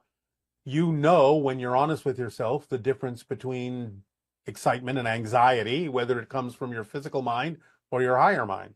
So again, you just have to be discerning about, does the information, no matter where it's coming from, actually benefit you in some way, shape, or form? Or does it seek to limit and control you in a negative way? It doesn't matter where it comes from. Your own physical mind is capable of giving you information that's beneficial for you. You don't have to assume that the physical mind will always be trying to knock you down. So it doesn't really matter where it comes from, as long as you believe that the information, regardless of its source, is beneficial for your growth and learning lessons so you can advance and expand and move on. And the next question is, do ETs possess universal communicators to interact with humans who speak different languages? In most ET encounters reported, the beings appear to speak the native language without the assistance of an electronic device. So what methods are they using to translate human language, or do most ET beings learn human languages at some points? It's all of the above. There are cultures that have technology that allow them to have universal translators. A lot of ETs simply communicate telepathically and therefore need no device at all. And some ETs actually do learn human languages. So it just depends on the extraterrestrial and what they prefer to do or what they have access to. It can be any or all of the above, depending upon the species. Pretty exciting. All right, if you say so. Do spirits ever try to do things and get attention of the living through things like starting, this person is saying, for example, could my dead mother, arrange to have a song start playing on the radio when I walk into a store? Absolutely.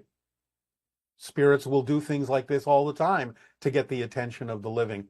As we have often said, they will use what's already in your reality synchronistically in order to deliver messages most of the time, because that's the easiest way to do it, because the information is already in your reality. And it doesn't take much to cause a certain thing to happen, especially with electronics, that can then get your attention and make you think of them to put you in touch with the fact that they may be sending you a message. So yes, spirit guides will do this quite often. So the idea that some people may suffer from something like schizophrenia, where they are watching television and suddenly they believe the television is talking specifically to them, versus an individual who consciously makes the decision to shift into a different state where they can receive the information that's coming through the television, so to speak, in a personal way. Yes. And one can be an out of balanced mental state. The other can be a balanced mental state. so if you find something like that happening where you're getting communication through something like television or radio, The idea is to remain in a positive state and recognize that it may be a momentary communication per se, but not in a way that is unhealthy in that sense. Yes, of course. It usually won't be that someone thinks that the television character is actually speaking to them directly, as if they were an autonomous being. It will be more like the person recognizes that something in what is being transmitted has personal meaning for them, and that the timing of the delivery of that has something to do beyond the idea of what's actually playing on the television. The characters on the television don't become the primary style of communication. It's simply something that is used from a being that is not necessarily displayed on the television. Yeah, it's fascinating. Yes. Now, as open contact progresses and humanity evolves, will we someday be able to connect with people in spirit as easily as it is for us to call someone who's still alive on the telephone? Yes, we do it all the time in my society. Can we have Zoom calls with the deceased? Well, you don't need the Zoom to do it. Eventually, you'll be able to simply perceive them and communicate with them, again, on a telepathic level. And what's the time frame for that to happen? Depends on the individual. Obviously, there are individuals who can do that now. You usually refer to them as sensitive or psychics. But for the majority of your society to have this ability, probably within the next 100 of your years. Very interesting. And when we leave physical Earth, do we retain only our level of consciousness after death? What happens to the mind?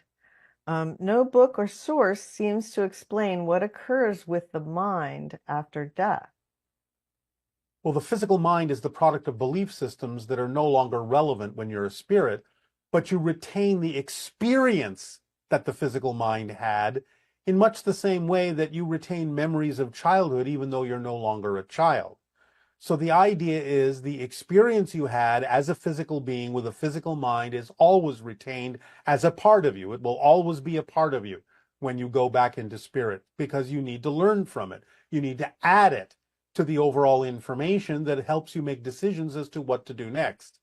So you will never lose the experience or the memories of the experience, so to speak, but you will not necessarily have a physical mind in the same way that is determined by the belief systems that create the physical mind. You will be above and beyond that. You will have your own identity. You will recognize yourself, but in a different way. And is it possible to keep shifting into realities where a loved one is alive, even though they're dead in other realities?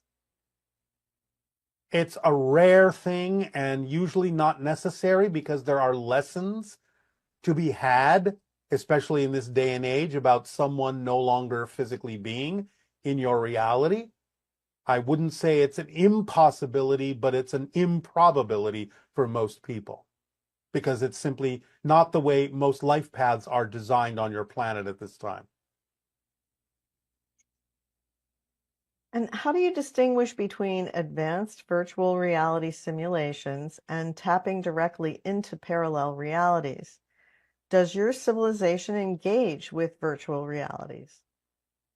Well, yes, but at a certain point, there's absolutely no distinction or difference between what you may perceive as a virtual reality and a parallel reality, since the simulation idea, the holographic idea, is a projection of consciousness anyway from all of you.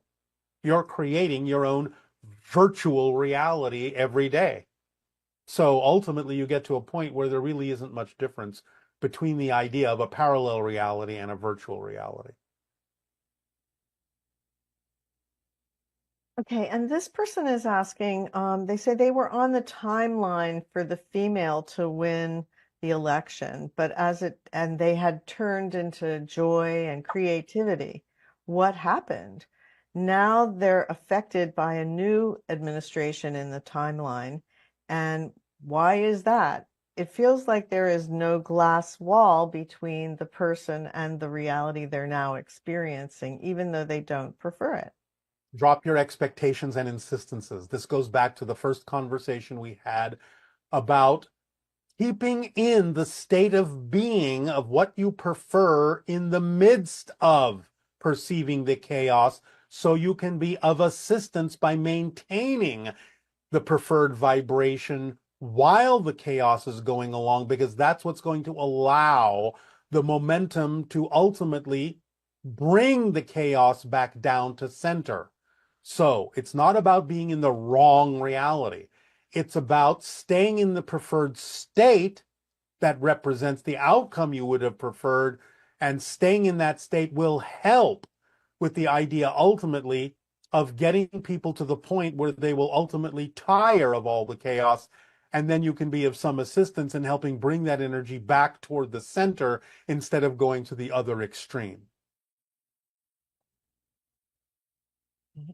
And since the one is the all and the all are the one, does that mean that each one of us is exploring everything infinitely? We just are not aware of doing that as individuals. Well, yes, of course, there are many different levels and aspects to your consciousness that are exploring everything simultaneously. But this idea, this level you call physical reality, and this individual personality, by definition, is exploring a particular life path that prevents you from experiencing a lot of the other things that the larger versions of you, so to speak, are also doing, because it's not relevant for the life path you wish to experience as a physical individual in this reality.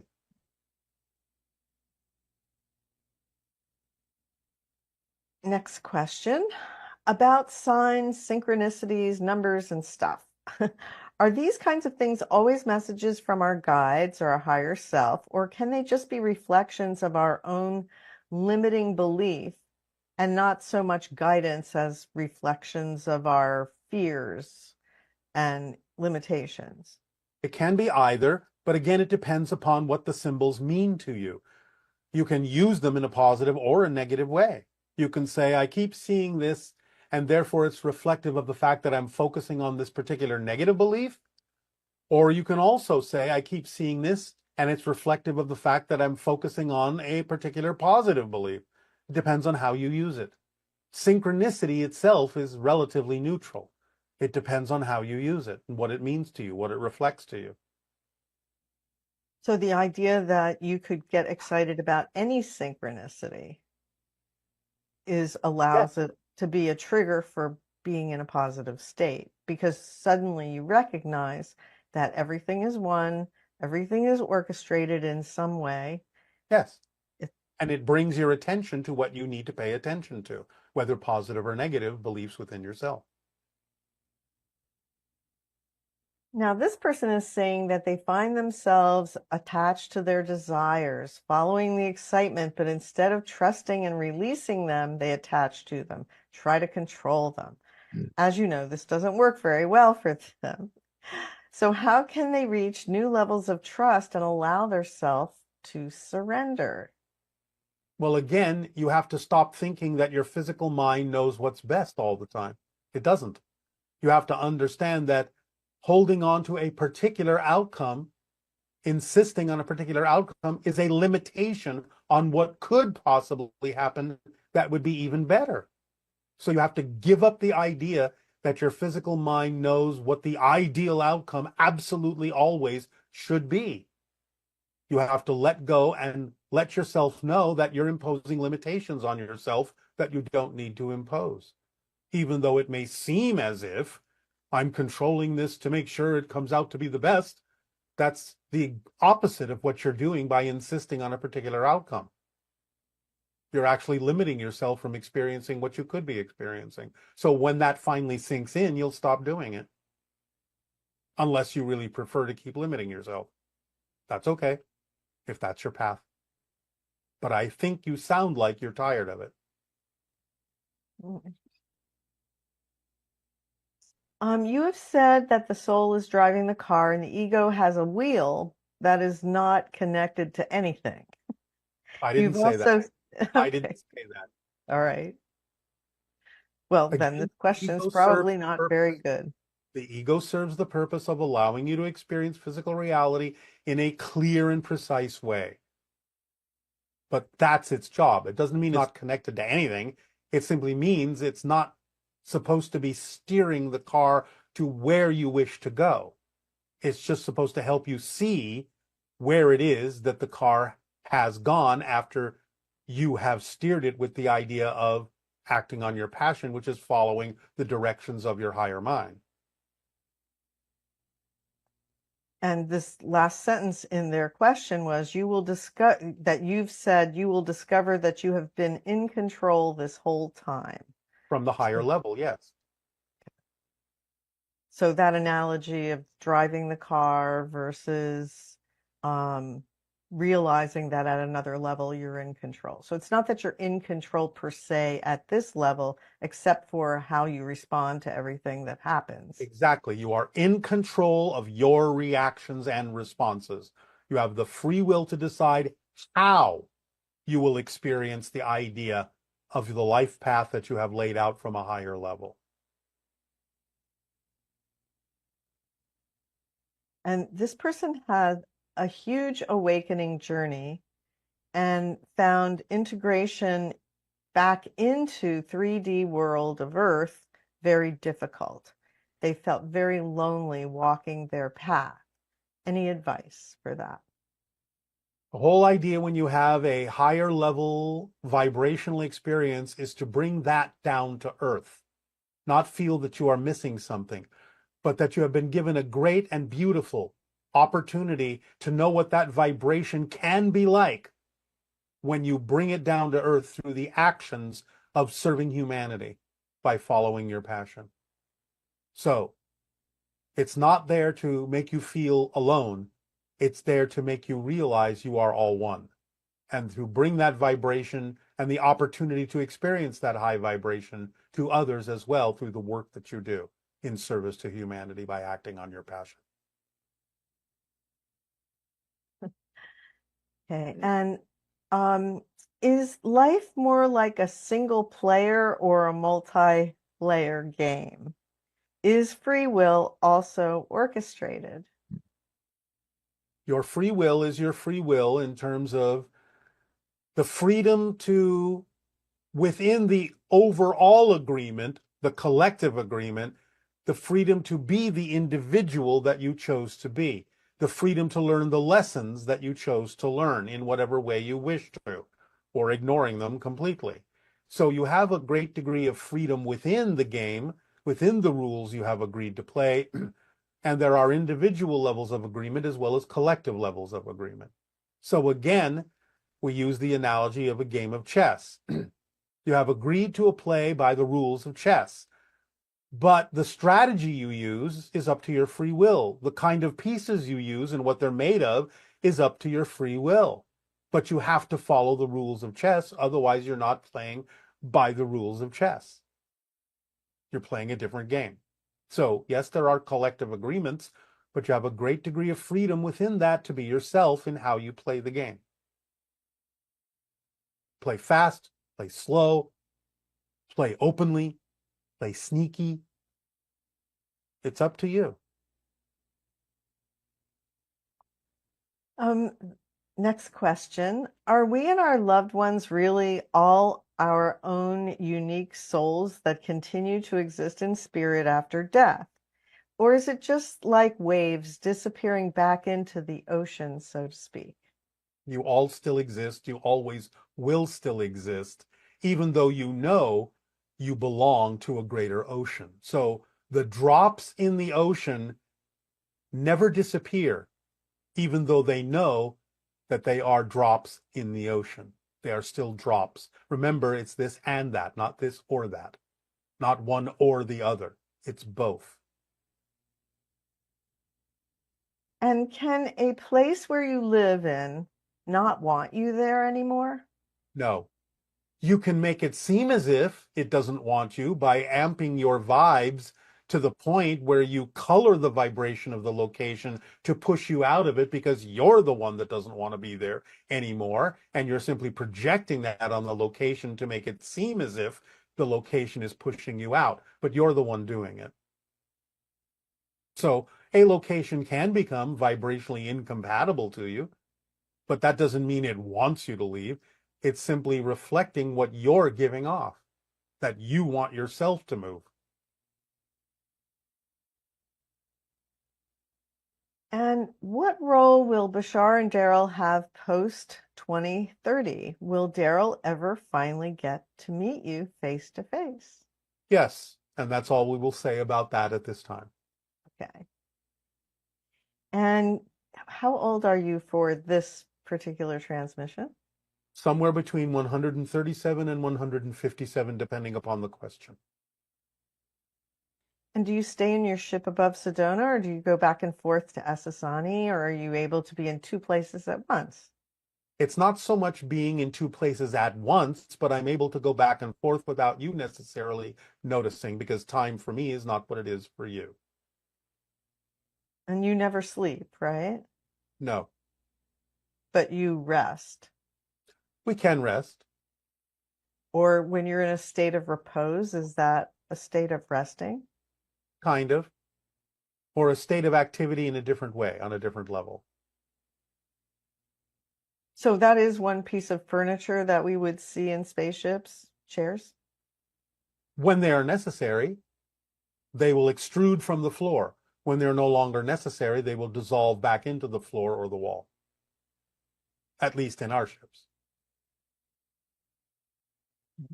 And your demeanor translates through the channel in tone of voice, facial expressions, and physical gestures. However, when you laugh, your laughter does not translate through the channel, and you will tell us, one moment we are laughing. I'm just curious about why your laughter does not translate through the channel. Can you explain? Yes, we have explained this before. Perhaps you have missed it. But a full body laugh will disconnect us from the channel, because the channel will then withdraw within himself, because laughter is very centralizing. And therefore, in a sense, it will wake the channel up. Do members of your species ever get the giggles? We laugh a lot. And are we your favorite laughter stimulator? Certainly you are one of them. What other things do you encounter that make you laugh? Enough for now. Okay. How are the hybrid children birthed? Are they physically carried like human fetuses? And how is the human DNA connected to create hybrid children? I believe that many of you already understand that sometimes the fetus can be carried for a small length of time by the human female and then removed and placed in what you might call a maturation chamber, taken to full term, from DNA that was collected and harvested in what you typically refer to as the abduction phenomenology.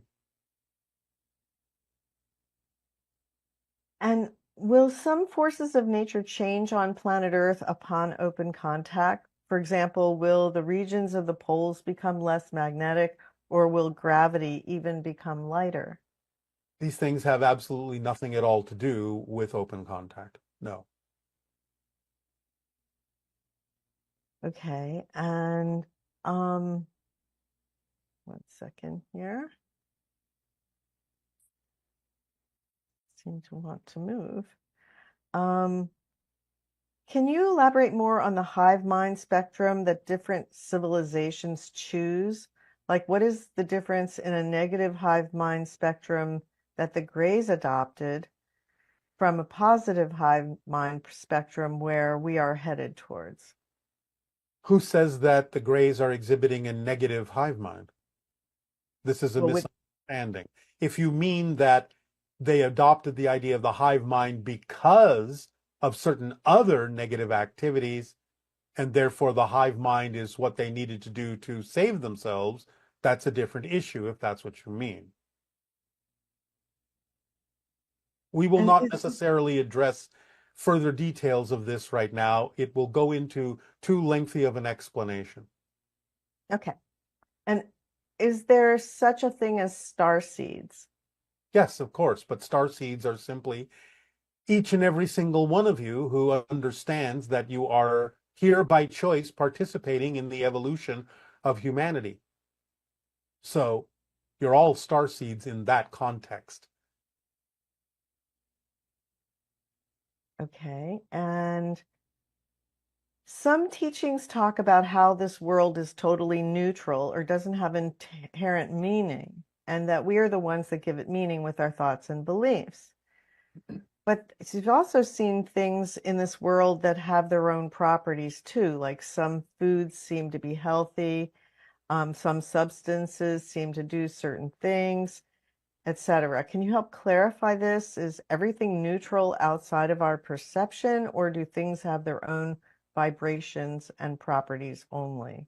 When things seem to have their own built-in meanings, it's because of the collective agreement, so you don't have to think about it. It doesn't mean that it always works for every individual. There can be some exceptions depending on your life path.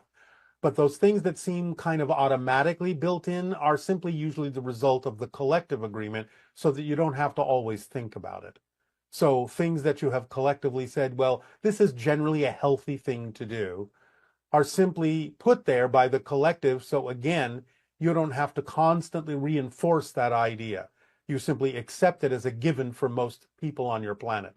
You also know that there can be exceptions depending upon what a person has chosen for their individual life path. So it just depends. But yes, it's all neutral to begin with, and the collective agreement may make some things seem to have built-in meaning, but that's just because of the collective agreement. They can be superseded by some people if that's part of their life path to do so. Okay. And is there a cosmic battle going on between negative ETs and good ETs? No. Okay. And I guess I'll find the last question here. This person is asking about time and progression. From what they understand, it can take hundreds, if not thousands of years to progress from one density to the next. If we are all timeless beings, how is it that some beings like yourself have evolved so much farther than us? Is existence one endless loop that once we become one with Source, again, we start all over? It's not quite the way that you're depicting this. And again, remember, you experience time by definition in physical reality to experience growth and expansion in a certain way. And certain cycles can make things take a long time depending upon the processes that are necessary in which a group of individual souls has decided to band together to evolve. We have had a head start. We are a physical race that is artificial and therefore have been given a head start, which is why we are more advanced than you are. We didn't start from scratch, so to speak, in the way that our souls progress. But the idea in general is that, yes, you're timeless beings, but not in terms of physical beings. In physicality, you experience time, and therefore, in time, you experience evolution, and therefore, you experience cycles and timing and things like that. You are only timeless when you're non-physical. Okay, great. Thank you. Thank you so much for all this information. I hope everyone found it beneficial and expansive, and we really appreciate it. It is our passion and our pleasure and our deep appreciation and unconditional love to all of you.